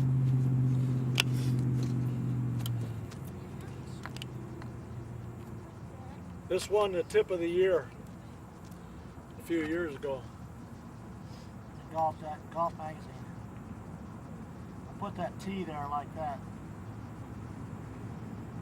Put the ball here. Put the ball here. The guy that invented the drill didn't know that we've been doing this for 40 years. No big deal. But this is twofold here. This keeps your club going at the path. It should be about, if you're really good at it, 10 inches behind it. Most people, about a foot. Once you get your setup here, ball back, hands forward, weight forward, head forward, up over the ball. And the ball hit the tee, that's why it kicked out. But you see what happened to the club? It stopped. So you want to make sure that you hit that tee. The more you hit that tee, the better off you're going to be. Hey, who wants to be a guinea pig? Come ahead. What's your name? Rick. Rick. You'll be sorry, Rick. How was that? Don't be nervous because it's getting close to lunch and I'm really getting hungry. I'm going to take a big bite. Okay, now I want you to get set up. Now I want you to move closer to the ball. Closer. That's good. Now put your weight to the left. Hands to the left. Move your shaft forward. All right, swing over the back ball and hit the ball. Okay, now you feel the club hit the tee there? Yeah. What did it do? It stopped you from releasing that club, didn't it? That's the biggest sin that you can do in the short game is in chipping, putting, is to like that, to flip that way. And so if you use that tee, something like that, you can use a board, you can use anything back behind it, but I use a ball. We have more balls than we do boards. And so that when you hit that shot, you see he hit that tee. Well, now probably 9 out of 10 people will totally miss that tee. They'll either hit the ground 2 to 3 inches behind it, and bounce over or not hit the ground at all. But you want to make conscious effort. Now set your club right behind the tee there. Move your hands forward. Put your weight to the left.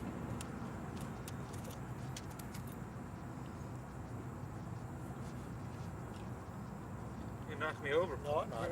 Move your knees forward. Ah, very easy now, isn't it? Huh? Put your hands up here a little bit more, put closer to the ball. And you see, that's almost exactly the same position that he would be in if he was putting. Except that, yeah, this triangle's all aimed out here in the front. Club face is pretty square at the target. You need to get your head up here so you're looking back at the ball. All right, now swing back over the ball and then hit the tee. Oh, You got it off now, the yeah, but you made way too long a backswing. The backswing only has to go back about 14 inches. That's better. Now you hit the ground behind it. That's better. That's better. That's better. That's good. That's perfect. That's it. You see how he's moving the triangle forward? You see what you want to do is you want to have a little bit of rotation here. You let your body rotate. You let, especially your trunk, because you want that triangle to keep moving in front. You don't want the triangle to move out here like this. Okay. I think I lost the tee. Yeah, no, you didn't lose the tee. You just covered it.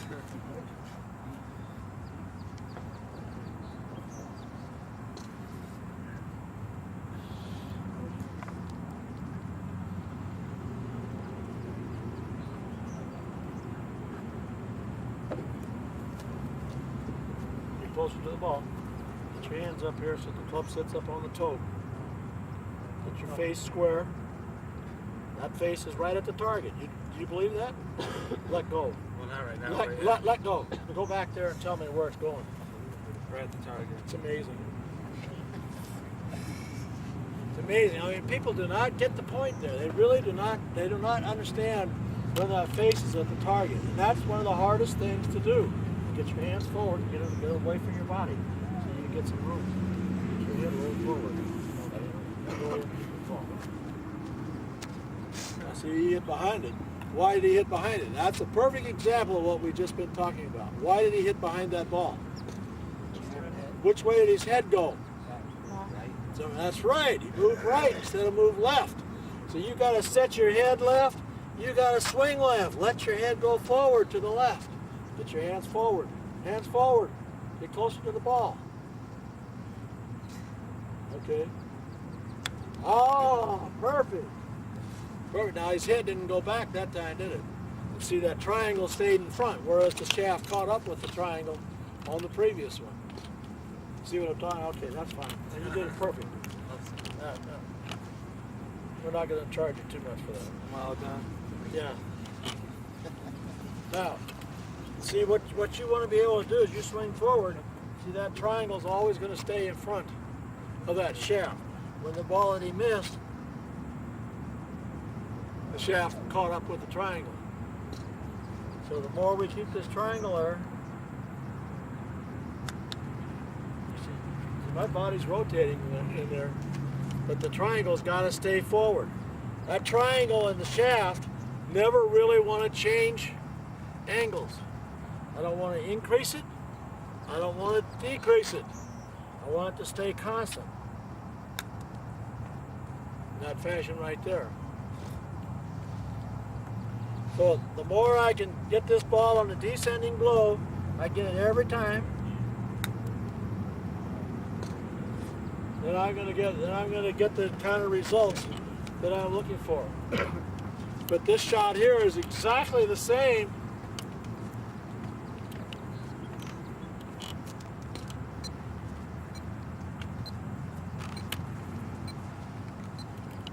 Did everybody hear that? What was the routine that I had set up for pitching? Tap, tap, tap. Yes. Some people tap more. Remember, Sergio used to tap about 500 times before he took it back.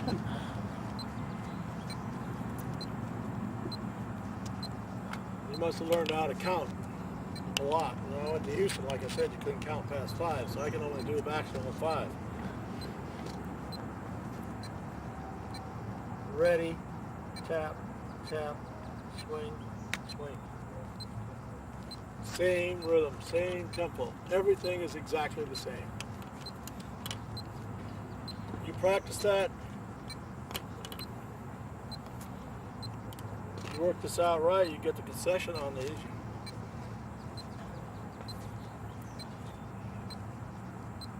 You get it set up, ready, tap, tap, swing, swing. You get so good at it. What I do is I get groups. I teach groups of usually 8 to 16 people. And I get them out, I get out there, and from my old days of being in the Marine Corps and having the drill instructor beat on me all the time, I'm a frustrated drill instructor. So I stand out there and I get them all out there with the balls. And, okay, ready, tap, tap, swing, swing. When they first start out, there's 8 people, there's 8 different sounds of the ball. In a matter of 5 minutes, every one of them is just one loud walk. Everybody gets that down. Everybody gets that down. It's amazing when they swing to the right spot, the ball just starts going in there. They start chipping balls in like clockwork. It's so simple. But if you get that rhythm down, you get the setup. You got to get the setup first. Lock them in the setup. Now, I don't care whether you use, I'm getting soft in my old age, whether you use a fairly, I'd use a 10-finger grip to pot a chip with. Running did, you use the reverse, overlap like this. You use the putting, but it was a putting grip. But I happen to choose 10 fingers.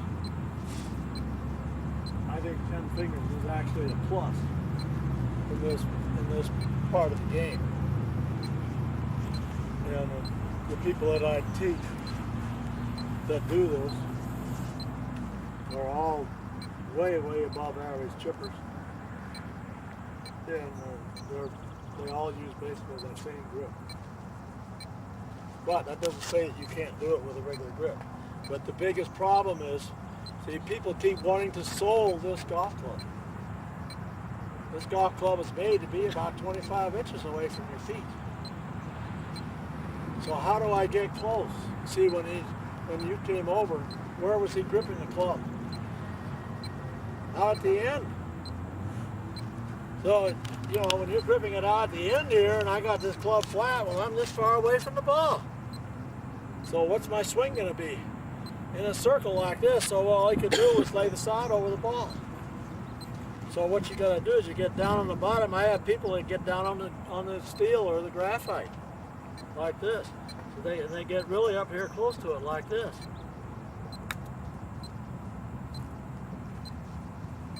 But you want to get as close as you can to the ball. Get your stroke to be straight back and through as much as you can. Get the club to rest on the toe, and it's the same thing that Scott was asking me about earlier. Why do I have it set on the toe? Because if I hit the toe, the shaft continues to move. If I hit the heel, like he did, the shaft stops, and the face shuts down, or I hit the ball fat. Plus, if I do this and I hit this in the ground, this is off the ground, this continues to move, and so I don't hit the ball. I usually get a lot more ball. When you're playing out of the rough or something like that, we don't really have any rough here, but say we're in this kind of a lie here, that's down. Well, what I try to do is I try to get them to measure the club to the ball. I never want them to push the club down like that.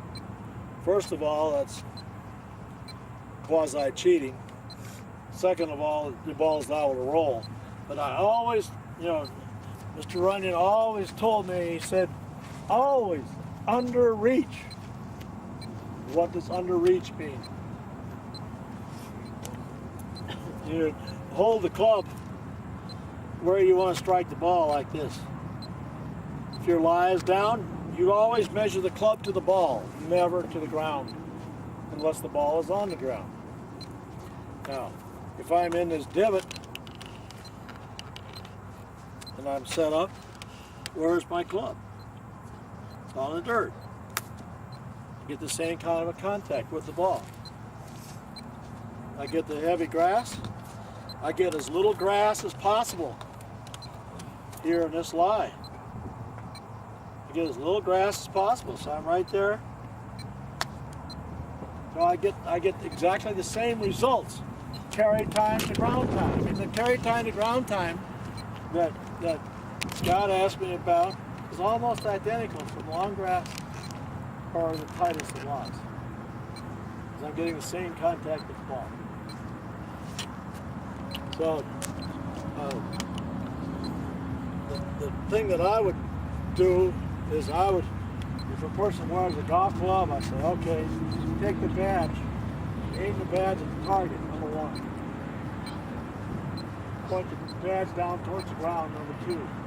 If your shaft is forward, you de-lock the glove is faces square. Keep the badge facing the ground.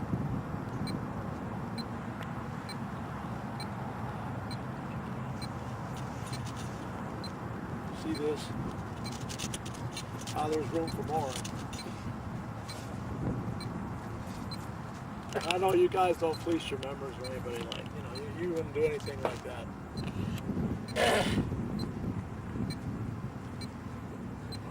You're right there. 1, 2, 3, 4. That was going in. That's my story. I'm sticking to it. You see where I'm hitting the ball, right in the same place that I want to hit it with all these other shots. You hit the ball in the middle, you address the ball on the outside center of the foot. Don't set the blade out flat on the ground. If I hit the ground, the whole club stops.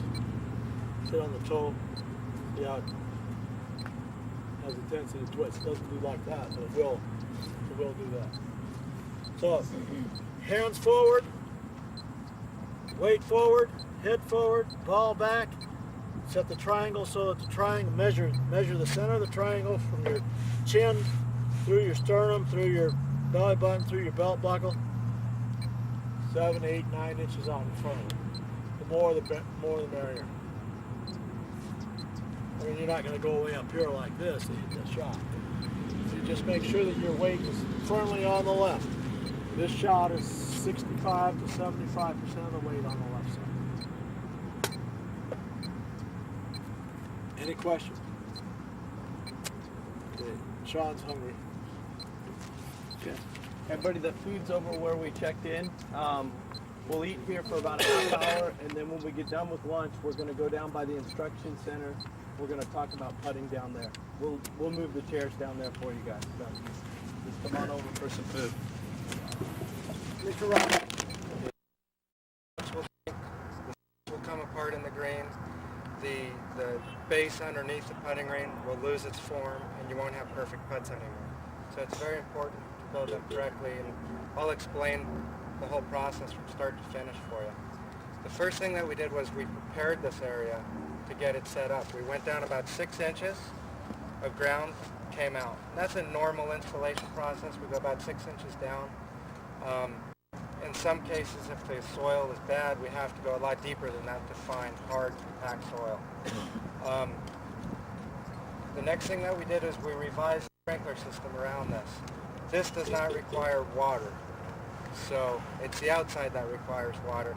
There's sprinklers set up on the outside of the surface, and all the water is spraying in that direction.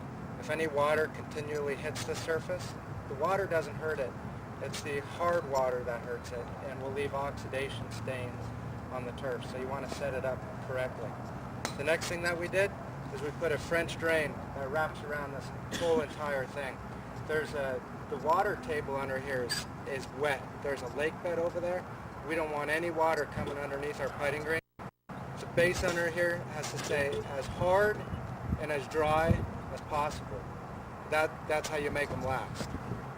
So we got a state-of-the-art French drain around this whole thing. After that, we put down a gopher mesh. We put down gopher mesh on every single project we do. If the customer says they don't want it, we still put it down anyway. One gopher can ruin your entire putting green. Just one hole. If you got one hole underneath your putting green, you basically, you could cut a patch out, but then you see the patchwork, and you basically have to redo the whole surface if you wanted it to look good. After the gopher mesh goes down, we bring in a material called Class 2 road base. It's what they put underneath roads. It compacts to 100% like concrete. And what we do is we form the general undulation of the putting green with it. As you can see here, that's the highest point of the green, and it flows down to here, to that side, and then this side flows down to here. Everything here flows out into the French drain, and then goes into the French drain and out. Setting up the undulation, we can set it up to custom specifications. You can have it very undulating, or you can have a flat green. High-level golfers sometimes like to put in flat surfaces because you can tell what's happening with their stroke easier. But I like putting in putting greens with some flat areas and some challenging areas. As you can see, if you get a putt from right here to this hole, you get a nice left to right putt. Coming back, right to left. We can basically set it up however the customer wants it to be set up. And before we put down any turf, we'll get approval from the customer to make sure they're happy with the way the base is set up, because the base is like with the putting green. It determines the way the ball rolls, and you don't want to get tired of it. After the customer approves the undulation, we'll then roll the basketball on the surface, see exactly how it's breaking, and then decide where the cups are going to go. It's good to set them up so they're not a lot. Be able to hit from one cup to every other cup without another cup getting in the way. If you put too many cups out here, it starts to look goofy. The more simple you keep it, the better it is.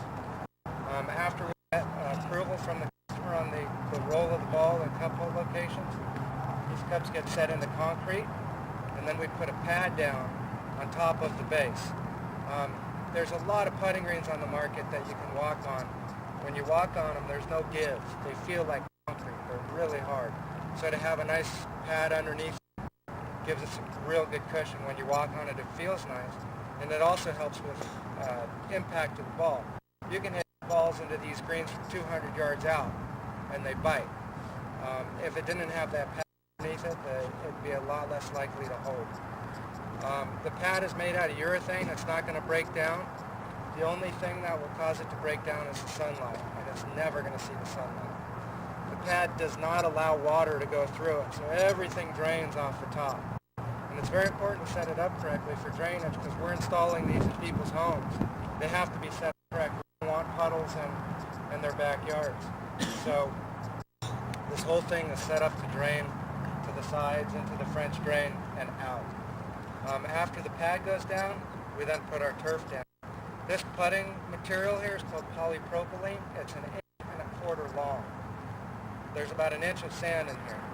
That sand makes it more realistic. So you can put shots in to the green, like I said, and the sand absorbs the impact. Chip shots, pitch shots, they're very realistic. So the sand will, basically what happens is the ball comes in, the sand absorbs the impact, and then according to the spin of the ball will react to the fibers that are on top of the sand level, just like this. So if I were to throw that ball without any spin,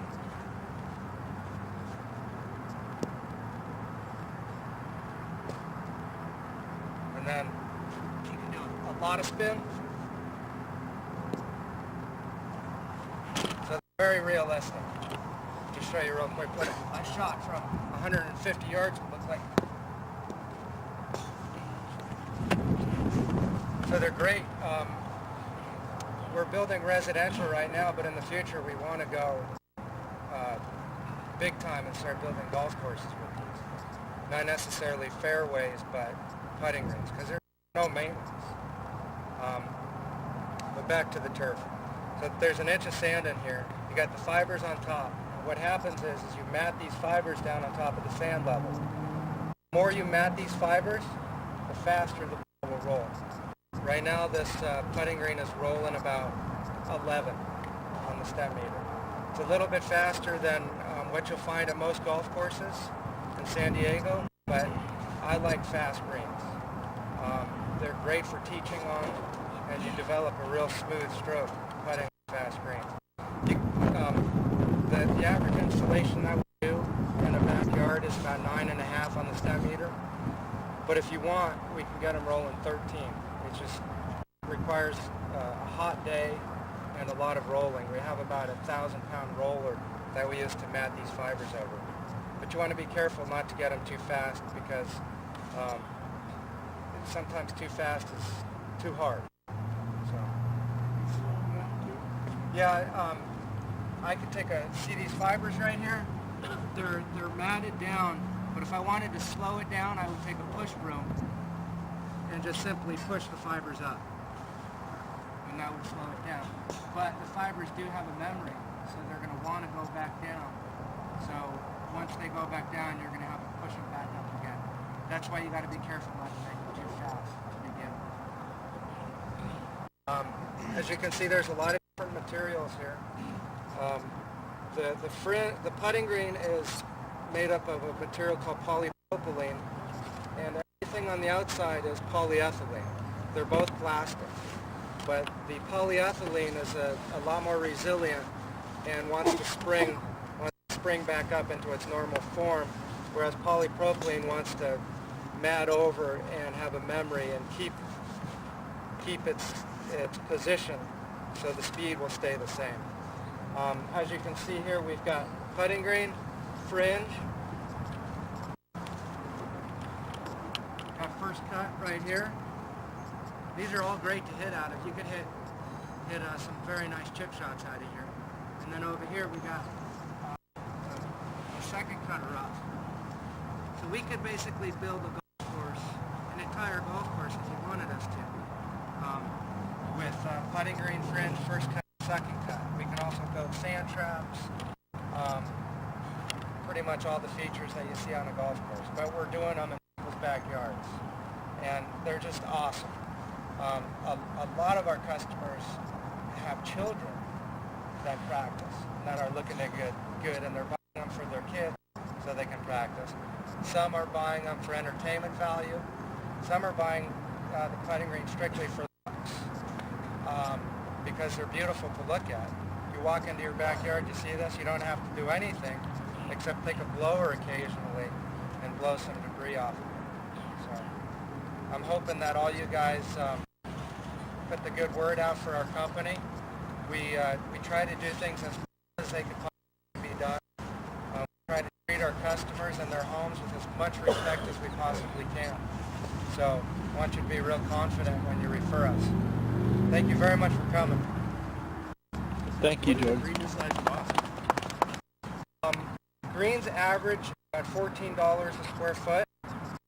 Lawns over here, if you're just going to do synthetic grass, they average at around $9 a square foot. This project here would be about a $20,000 project. Installation time. Well, this was an interesting job. It took a lot longer than I estimated it to, because when we got in here, the ground underneath was terrible. Because the way they set this up is they have French drains running all along to take the water out, and they run underneath the surface, and they're leaking water underneath the surface. We were 6 feet deep right here, taking out wet dirt. So I have an estimated time for each project, like this one. My estimated time was about 2 weeks, but it took us about a week and a half. An average size project is 600 square feet. It's about 4 to 5 days. So, but we take as long as it need be to make sure every step of the way is perfect. More questions, please. How long are the blades, the individual blades in the green now? You said These are 1.25 inches. 1.25 inches. Yeah. This is 1 inch of sand right here. So when the ball's rolling, it's basically rolling on a sand level with fibers matted down on top of the sand. Yes, there is grain in this green. We try to make it comparable to bent grass, but the grain in this green is that direction. And the reason being, these fibers are very well protected with UV coating, and the UV coating makes the fiber shiny. And if you're looking at the back of the fiber, it's shiny. If you're looking at the front of the fiber, it's not as shiny. And I wanted the front of the fiber facing this way so it would look nicer. And I do homes too. I make the grain of the green usually point towards the home. But as you can see, the ball rolls very nice in this direction. Very nice in both directions. It's probably about 1 foot difference on the step meter from one direction to the next. What's the life of the respective? The turf has a 7, depending on the type of turf, 7 to 10 year warranty on it. The workmanship is guaranteed for 3 years, which is 2 years beyond the industry standard, which is 1 year. But this project I'm estimating will be here for 20 years.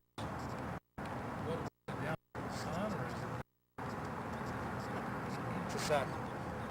Sun is the main thing. So that's why shaininess in every synthetic product you see. And you see it in nature too. Everything has that shine in it to protect it. So, thank you very much, gentlemen. Really appreciate it. Enjoy.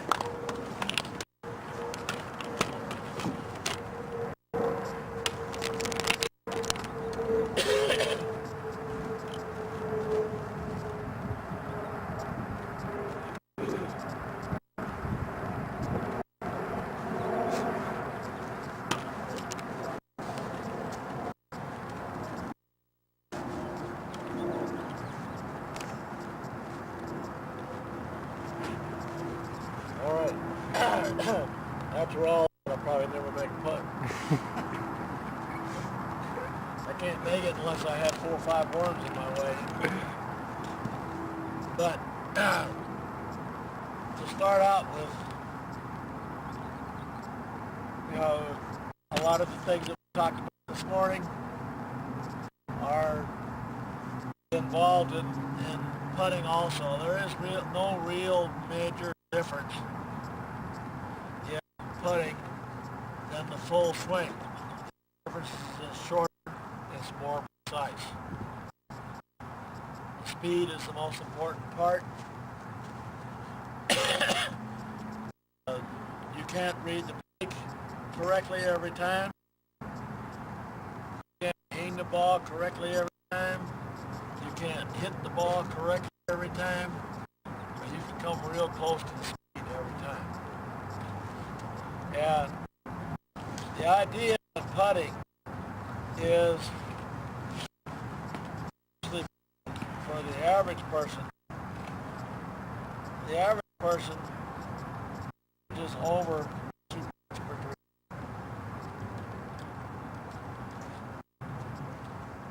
green. The main reason for 3 putts is not because of direction, it's because of speed. And we evolved in the putting end of it. Putting has changed dramatically from the time I was a little boy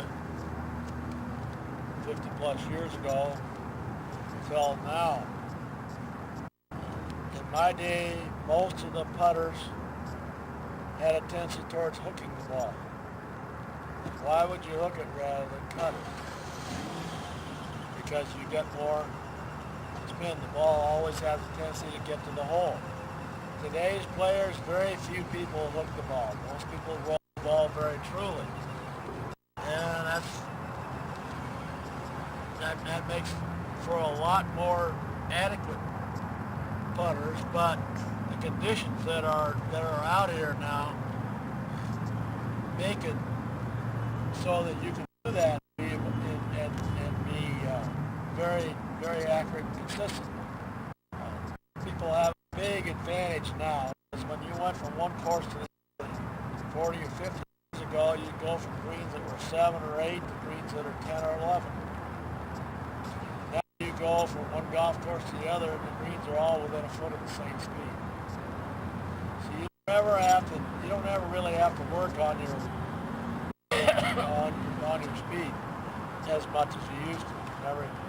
And there's not as much change in the way you putt, whether you putt aggressively or you putt with like a cup high putter or four corners putter. Bobby Jones more or less invented the four corners putting method. What he did is he wanted the ball to go in the hole at a speed where if it any part of that hole it would go in. And I know there's been some studies. Some people say you need to be hit it hard enough to go 13 inches by. I don't ever want a putt to go by. I want it to go in. So I don't pay a lot of attention to that.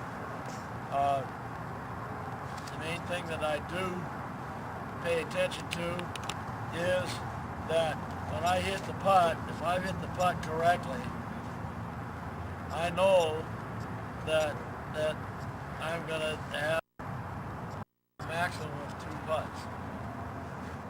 If I have a maximum of 2 putts on every, I get to keep every one of my 1 putts. I don't want to give away my 1 putts. Those are few and far between. A tour player averages, the top tour players average roughly 28 putts around. They're the only people that average under par. So again, and also today, the best athletes are the best putters. Why? That's a question. Does anybody have an idea? Anti-coordination. That's part of it. Deal. Huh? Well, yeah. But that's a trade thing. That's more or less trade. It goes right back down to the metronome. The best athletes do it the most consistently because they take the same amount of time. I have 2 prime examples from one of the times that we did a study on putting. We did 2 of the players that we did were Greg Norman. When we did this, he led the putting stats, I believe, for either 5 years. He was the number 1 putter on the tour. Every year that he was the number 1 putter on the tour,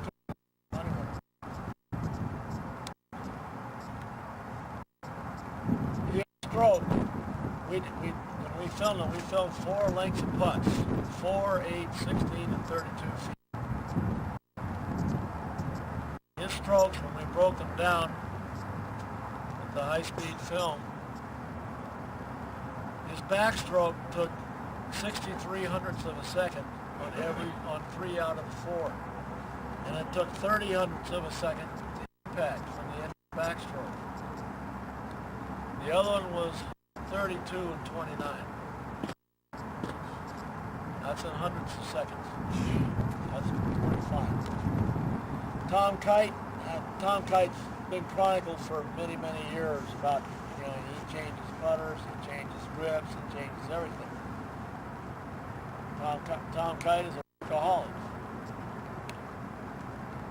Tom Kite's times fluctuated 2 or 3 hundredths of a second. Varying times that he took it back and the time that he was the impact. Not as good an athlete. But he worked hard, so he got away with it. But he's never going to be the putter that somebody like Greg Norman is. So Tiger Woods has been number 1, a tremendous amount of time. He's always up there. Why? He's a good athlete. He's a very fine athlete.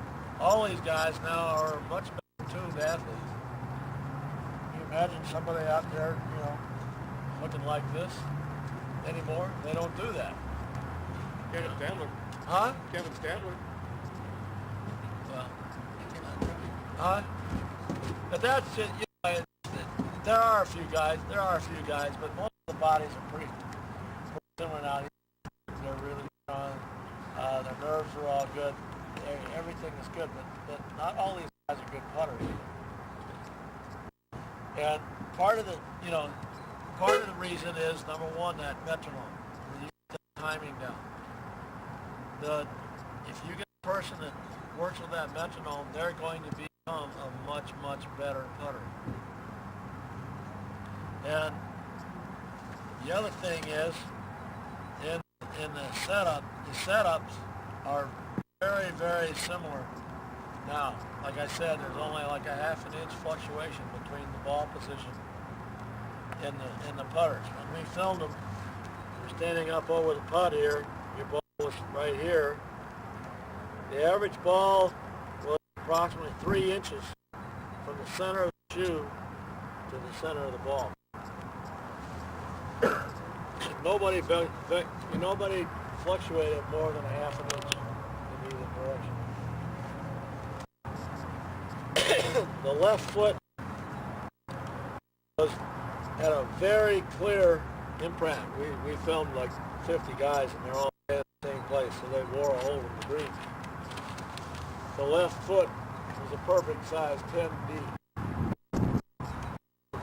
There was no wearing on the edges or anything like that. The back foot was all over the place. The back foot fluctuated a lot. Somebody like me who used to putt like this, some guys were like this, Floyd, very narrow. And but the ball position never changed. And there's been a lot of other studies done since we did this. And Scotty Cameron's one, TaylorMade has it, and there's a lot of people that have studied putting and the various strokes. Nobody really does they don't really do anything about the tempo of the stroke, the size of the stroke. They're just working on the more or less technique of the stroke. And they all hit putts basically the same distance. The ball, like here, if you're set up here, everybody rolls the ball at prescribed distance. No purpose. Every putt is different. Every single putt that you hit is different. No two putts are the same. They're not exactly the same. And so getting the ball to go at the hole the correct way is very important. But starting out, all these guys all do the same thing now. Notice every single one of these guys have been all around. They've been all around the green. They look at everything. They study the break. They look at the slope. They look at the green. And they're so exact now. They're trying to get the speed down. They have these little round discs that show how many degrees that the green tilts in certain areas. Like that now. They go out and they plot the pins. And they put it out there. They're so interested in speed, you can't believe it. The game is advanced so far. That's where the game is advanced more than equipment or anything else. Because these guys are so precise now. And how far they want to hit the ball. Whether it's a 5-iron, they carry it 186 yards or whatever. How fast it stops, trajectories and all that. And speed is more important here. But you see now, when I first played, first of all, they didn't have all these identification marks on the balls. You had the Spalding dot, they had a little dot on, the Maxwell had a little red circle on it, they didn't have all these lines and everything. So it was really pretty difficult to find a place to aim the ball. And when I played, what I did is I aimed the seam. The ball was 2 pieces. So I had the seam here, and I went around that seam. The reason that I went around that seam, I thought that was that part of the ball was sand in every ball. They put it in the machine with sand in, so I thought that was around this part. And then they came out where you floated the ball to see whether the ball was really sand. Well, all the balls are so much better now. I mean, you can't see the ball, it doesn't work now. But there's a lot of identification on it. But you see almost all of these guys now have a line on their ball. Everybody lines up the ball. They put a line there. how they put the line down is a personal preference. But and when you watch it on TV, you watch that line, you watch how that line just keeps going like that all the time when the ball goes in. They never show them when they miss. But the lines don't go in a lot of times when they miss. But when you set up like this, and I set up like this, and I set this down, now it's much, much easier for me to pick out the line, to match that line. So aiming the ball is very, very important. So if you can aim the ball, you will improve your putting. Most people don't aim the ball. But like I said, you watch the tour players now, the 144 players in the tournament, there'll be at least 140 of them in this ball. They all aim the ball. Now, the other thing is, I know how far I am from the pin, and I work on the tempo of my stroke.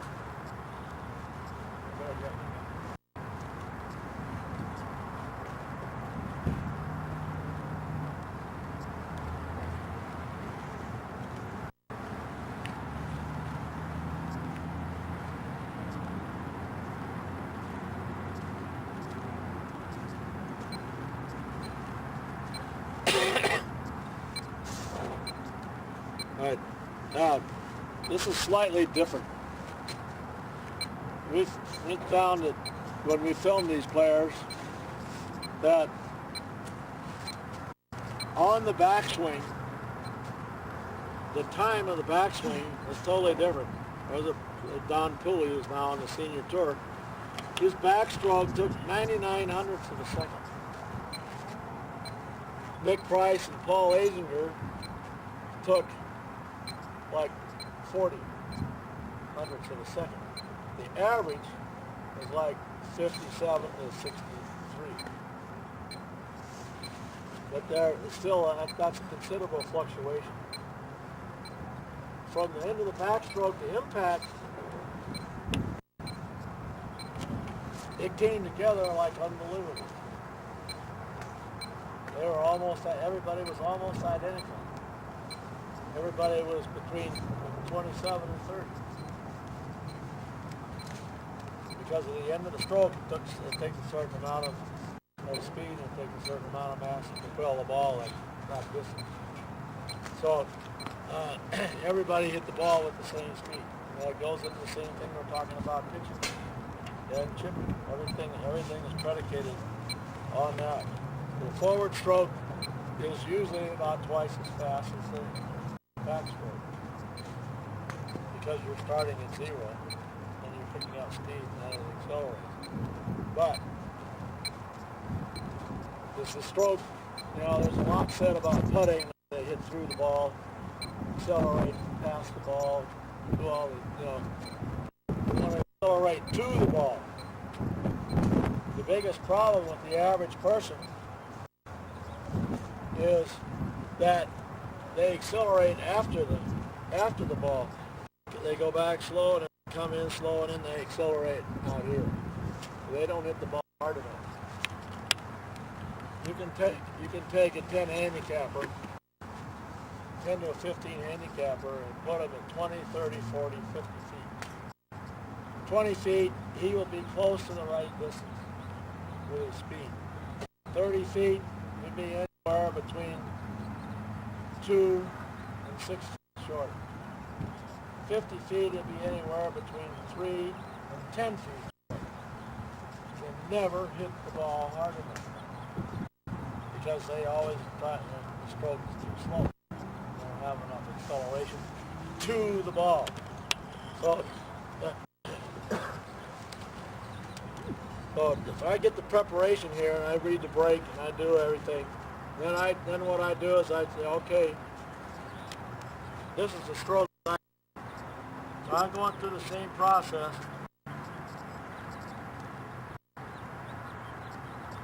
What I want. Ready, tap, swing. I'm used to playing about 5.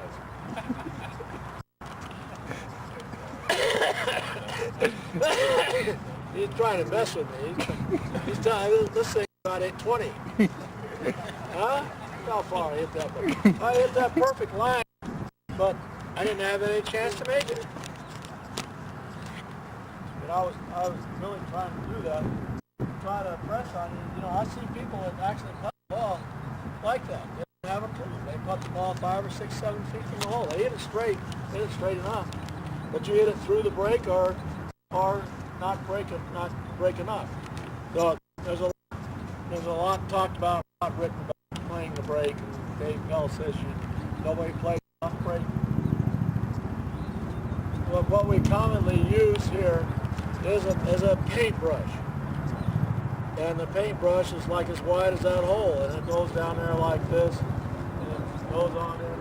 I don't have there's not a putt that has enough break out here to really do that, but what you do when you're teaching people to read break, you feel it number one with your feet, number two with your eyes, number three with your color change. And if you can't figure out where the high point is or where the ball's breaking, after that, you got a beer, spill a beer out, see which way the water flows. Just see which way the beer flows. That's down here. Now, in certain parts of the country, you know, the closer you get to the equator, the more the grass grows toward the setting sun. So, in this case, I already knew because I listened to Jordan do his presentation. I know the grain's always going this way. So because he likes the dark side walking up here. So I've already got that figured out. I don't have to do this, you know, to figure out which way the grain is. There really isn't a lot of grain anymore, especially in California, because it's all Poana. But when I'm set up here, this ball should jump left and right. You built this green. Tell me how much this cut breaks right. Actually, when you get to the hole, it goes a little bit back to the left. No.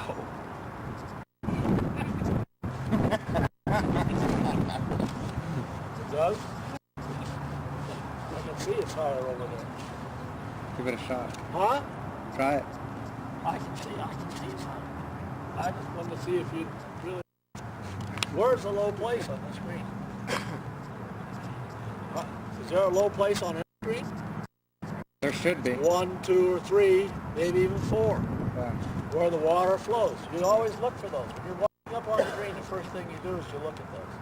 You try to see, find the low spots, find the high spots. Look at the, you used to, because they never cut cups. But week, you used to look at the way the grass grew into the cup and figure out the grain. Well, you can't do that anymore. But anyway, so I'm going to aim this just on the left side of the cup here. And I'm going to see whether you're correct or not.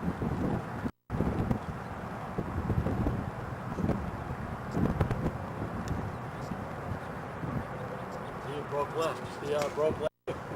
It's still fast. The grass hasn't grown between the last one I hit now. I don't have a slow enough stroke for this. This is embarrassing. I didn't even have caffeine for lunch. I didn't have any beans, so I don't have too much gas or anything. You know, I'm running on a full tank. But that ball actually did break left. So, but that just goes, you know, I would never have guessed, you know, the first hitting, I thought that would be that's a low point over there, but it's really not. So, but in order to do this, you know, that goes right along. I used to be able to read greens pretty well. But I can't pick out the break it right every time. But I can hit the ball right, so I... 1, 2...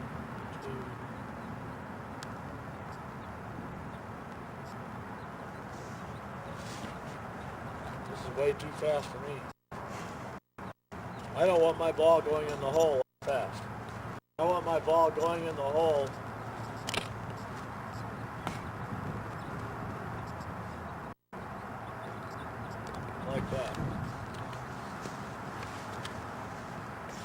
You know, I said, God, you got to hit the ball. Got to hit the ball hard. The two hardest, the most aggressive putters on in two of the most aggressive in the history of recent tournament golf have been Arnold Palmer and Tom Watson. Neither one of them can putt anymore. Because they putted so many balls past the hole and missed so many coming back. They find like Fearless Fawcett were shot full of holes. The putters that have putted well for a long period of time, the putters like the Ray Floyd, the Jack Nicklaus, and Leonard, 75 years old, he can still make it putt. They don't see as well, but they still can do it. But their program has never changed. They established the program, and they've never deviated from that. If you're an aggressive putter, you've got to stay an aggressive putter. You change. That's how you read the break. The speed of the ball has to do with the break. So that's the most important is to establish a routine. A lot of people don't have that. You can teach that and be better putting instantly. Thank you very frequently because of that. The better the putter, the better the speed. The whole idea here is to get the speed and the stroke. Now the stroke is such. The backstroke is not usually quite as long. They did a lot of stuff. You can question this or not, that's fine. But they proved on video that the forward stroke is about 9.5, or just 9.5. 6 inches back. 9 inches forward. Pretty much goes along with the twice as long back as the back to impact. You're having acceleration through the ball. But there's a lot of players. Ben Crenshaw is one who has a fairly long, slow backstroke and a very short follow. His follow through is maybe a third of what his backswing is. Because he doesn't release it. The big thing in putting now is you used to hit the ball. I hit the ball. I grew up in the green where you had to hit the ball. My mentor Paul Runyon was a hitter or a tap dancer. I'm not a tap dancer, so I can't call him a hit. But today, these guys stroke them. They have a lot more flow, where they have nice, even, steady acceleration, very much like a metronome. And so I can't stroke it that way. I couldn't putt away. I'm not used to that. And I can still putt really well to change any of my program. And when I the break, I'm reading the break at the speed that I want the ball to go. Everything is predicated on speed. Find my high spot where it breaks, where it's turning. And the only other thing that I really try to encourage people is right here, put a track here.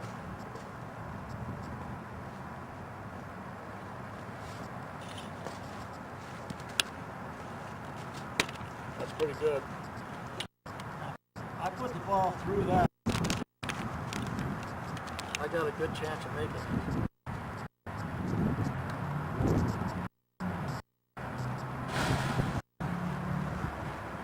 You lied. Ball break to the right? I think you got some lumpy donuts. Well, that's terrible.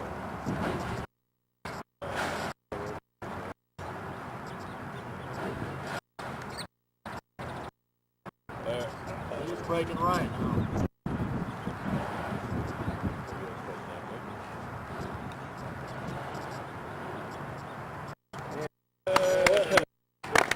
I finally figured out the line, but you know, Nicholas used to have an intermediate spot right out here that he chose to line himself up here. What I try to do on a breaking putt, you know, I'm putting off this hill like this. I see that uphill to there, down, downhill, uphill to there. Pick out this spot. I'm putting the ball through those points like that. And then I visualize the ball from this point here going in at the correct speed. In order to practice that, what I do is I pick out the high spot. Most everybody can pick out the high spot. You come very close to it. And you pick the high spot and then have them go over there and hit putts from that spot to the hole. And then go over here and say, okay, put the ball through there now. Make the ball go through that spot at that same speed. They'll be able to do that usually quite quickly. But that's a really good training tool. You make the ball go through a target here, that's going through here with the correct speed here, you got a good chance to do it. You don't have to do it if it's a straight putt, but if it's a breaking putt, it should always be an intermediate target. And that's the important thing. Now, as far as the setup today, players putt a lot straighter up than I do. You know, I always had a tendency when I putted that my nose just kept, the more it meant, the closer my nose got to the ground. And then my ball just would never get there because I couldn't hit it hard enough because my nose was in the way. But these players putt today, they putt up here much taller like this, and they have a tendency to keep their arms straighter and swing the club back in this position here. But what we've done is throw the green to the point. Take this 2-iron because it's never been hit before. I carry most of my clubs for looks, not for use. And you got your logo on your shirt or your sweater. You visualize that there, and you put that on there, and you take your setup, and your weight's going to be pretty 50-50, maybe a little bit left, not very often right. And you swing back and forth like this, and you feel that this point here not moving. So your hands are moving back and forth, but the fulcrum is up here. Now if you swing back firm like this, and then you, now what happened? The shaft no longer stayed in that relationship. So the shaft should always point at your logo. So say I was here like this, and I don't have a big logo here, a little long. It's the good C company though. The other one, count first. But anyway, so we're going to say it points at it points at the snake. Just as a reference point here. Because that's score. If I ever get this off. Right. This should come right up to the snake there. And when I swing back, where's that shaft pointed? At the snake. When I swing through, where is it pointed? At the snake. No. No. No. Yes. Yes. If you do that, you'll have, everybody will be envying your stroke. That's the way most of the tour players now putt. They putt that way. And that's the reason that the long putter became popular. The belly putter. I was the first one to ever use the belly putter in 1966. I had to quit using it because my stomach fluctuated too much, and it's against the law to have a sliding shaft. So I eventually had to quit it. But still, the guys with the long putters are the belly putters. See, they're creating that same motion like this. the new grips and all that stuff. Do this or that. They all work. But the main thing is if you keep that point there, you're going to do better. The guys that grip it like this used to have a hinge. Now they don't have a hinge, so it's still pointed at that target. So you get a reference point there. Then you set the ball, and so this point has to be just behind the ball. So the shaft straight up and down. There's a certain amount of loft now on putters, basically 4 degrees with everybody's putter. And the reason that they do that is so that because the ball is down in an indentation, and so you need to lift it out of there. But the main thing is if you start with your hands here, you want to return straight up and down again. It's just like the pitch. Set my hands back. I'm going to return to that position. Set my hands over the ball. I'm going to return to that position. Set my hands forward. I'm going to return to that position. The shaft always returns to approximately the same position. Hand usually farther forward because there's more rotation and more forward weight shift. The hands always follow that. So that's the basic ingredients of putting. The stroke has a very slight inside, outside the face. Again, there's a lot of comment about this. The putter face wants to stay perpendicular to the shaft. What were we talking about over there? The putt face wants to stay perpendicular to the shaft. So there's no difference here than there is in your full swing. You keep the face perpendicular to the path of your swing, the ball's going to go straight. It's not going to curve. It may not go straight because you might not swing on that line. But if you do that, you're going to do fine. So, but again, putting is very individual. Putting is becoming much, much less. Almost everybody looks like they're out of the same mold now. And the ball position is very constant. This logo thing is a virtual constant. You take 150 of the best players out there, 150 of the best players, that shaft's pointed right there. They don't ever let the shaft do this. They don't do that. They don't twist the face. They try to keep the face maxed up. The other thing is face balance putters. Face balance players, there's a patent on it. You can't have it actually face balanced. You have it tilt 1 degree like that. But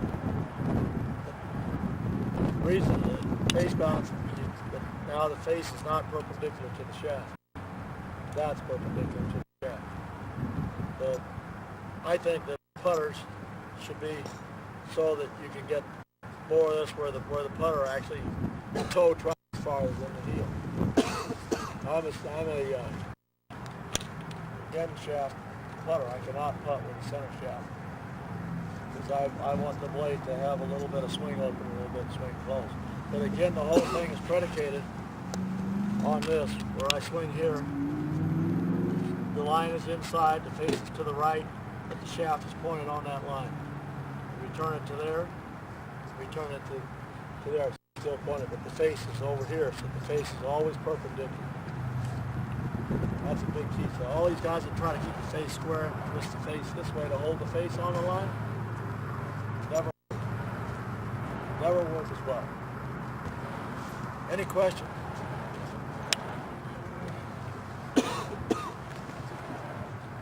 Got any drills you do? Huh? Drills you like to do? Any? Well,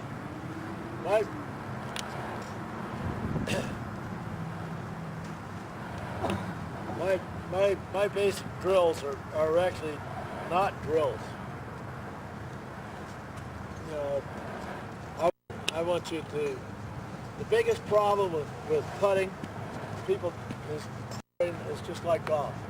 Carrying it from the practice tee to the first tee. Carrying it from the putting green to the first green. It's the same thing.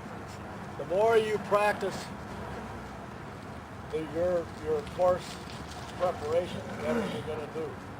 If you take the time to individually aim your ball and get that routine down, you're going to do fine. You see some tour players do that more than others, but most of the time they're working on just trying to get their. These guys all have good strokes. There's nothing wrong with any of these strokes. The biggest problem with these guys is that they don't aim it. And so if they use the ball. Now, one of the things that I do, like I have a tour player. He's not a good putter, and he put the line up here like this, and he put his putter down like this, and his putter would match the line, but when he came through, he was blank as to where he would hit it. He would knock the ball on that line. He wouldn't make these lines match up. So what I did to him is I made him turn this line like this. Make it match. And then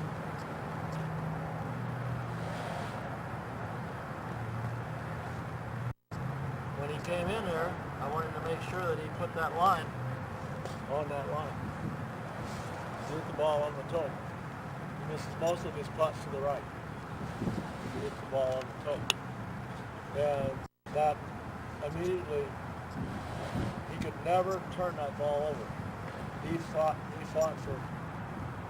me for 5 years trying to use the line.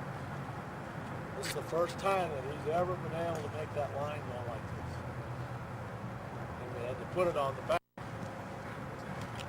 Just an accident that I thought of it. But it really made a lot of difference because he stood there like this and he swung back, hit that line. See, that was a four-corner putt. We have one in. But, you know, the idea is people say you hit the back of the cup. If you play with a third of the cup and I get to play with four, I'm going to win. So I want the ball to go in like that. See, that ball was tracking reasonably well. But I hit the ball, you know, put the line, put this line on that line. So anything that you can do to make them do that, you're going to be in a plus situation. And you know, if you put it down like that, everything is negative for it. One's going one way, the other's going another way. You put the putter down, I don't know whether I'm going right or wrong. So be precise. You know, get the break down, get the speed down, get the rehearsal down. Same thing we talked about earlier. Get the tempo. You know, visualize the ball going through the track there. Try to keep it going through that track. If you do that, you're going to have really good success. You're going to have a lot better success. One more question, Phil. What's that? If the backswing is a different length of time than the through swing, how can you use a metronome? How does that work? Because you're taking it from back to forward. Back to the ball. The total time from impact to back is like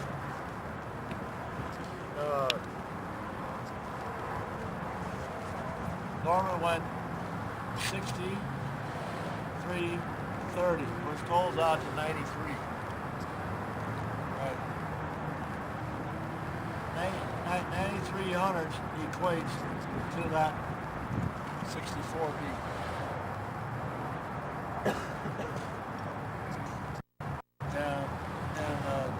You know,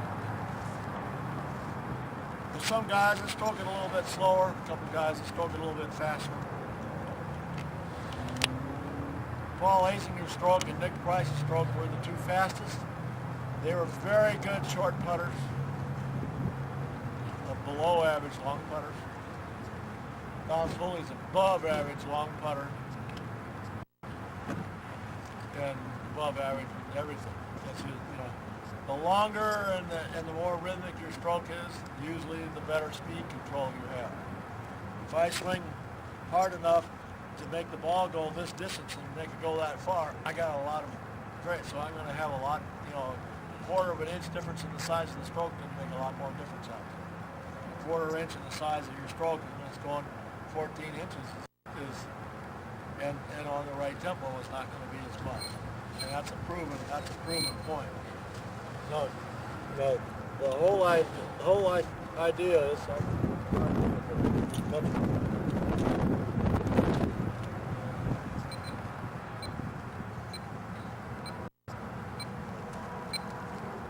Greg Barber's tempo is actually 63. That's right there. 1, 2, 3, 4. And it doesn't make any difference whether it's a 50-footer, 100-footer, 3-footer. It all is the same. No, that's too slow for me. I don't like that. So I like 65. 65 fits my stroke a little bit more. It did down in Florida because the greens are slower than they are here.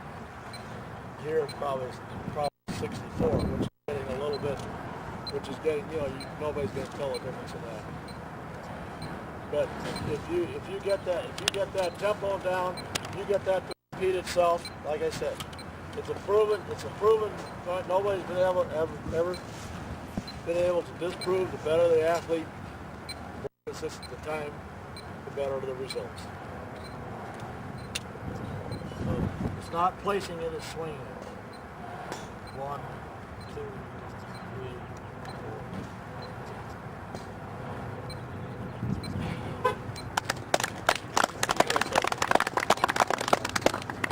One on the left side, I'm not going to take it. But that's what you spend. And I would not give you a money back guarantee, but I would be willing to wager a little bit that if you use that tempo and you establish that time clock in your head, these guys establish that time clock in their head. They have a routine. They don't deviate from that routine. If you talk to any sports psychologist that deals with golfers, the thing that they want is continuity. The time that you take the preparation and the time it takes you to hit the ball, it should be the time, say, the first swing to the last swing. And what they found with some players is some players have a tendency to slow down in the middle of their round, or they speed up, or they get out of sync. The worst thing that can happen to most of these players is if they're getting timed, and all of a sudden they have to play fast, and they start missing shots because they get out of their routine. That's the fastest way to destroy somebody. Start talking to him a little bit, get him out of his routine. That's the easiest way to handle it. But if you get a person to stay in that routine, then you got it. They're going to do well. Is there any other questions? Yes, sir. I'm here. I want to thank you. Okay. He's from the chapter. That's fine. Fellas, my name is Doug Danovic, and I'm one of our chapter board members and an officer. And I just want to take an opportunity as a board member to thank Sean Cox, one of our PGA members, and his partner Jordan Garrett for the opportunity to set this up. So I'd like everybody to thank both of them. Yes, sir. Good job. They didn't have food, though. Yeah. Fed another 40 people. Well, is there any food left? There is. So anyway, I would like to go ahead and wrap up. If anybody has any questions for Phil, go ahead and do that now. But we want to make sure we took our opportunity to thank both of you. And again, if you have any questions in terms of the product, make sure you get a hold of Sean either through the website or give him a call at La Jolla Country Club. Thanks, Phil. All right, On behalf of all. I hope I haven't bored you. As you can see,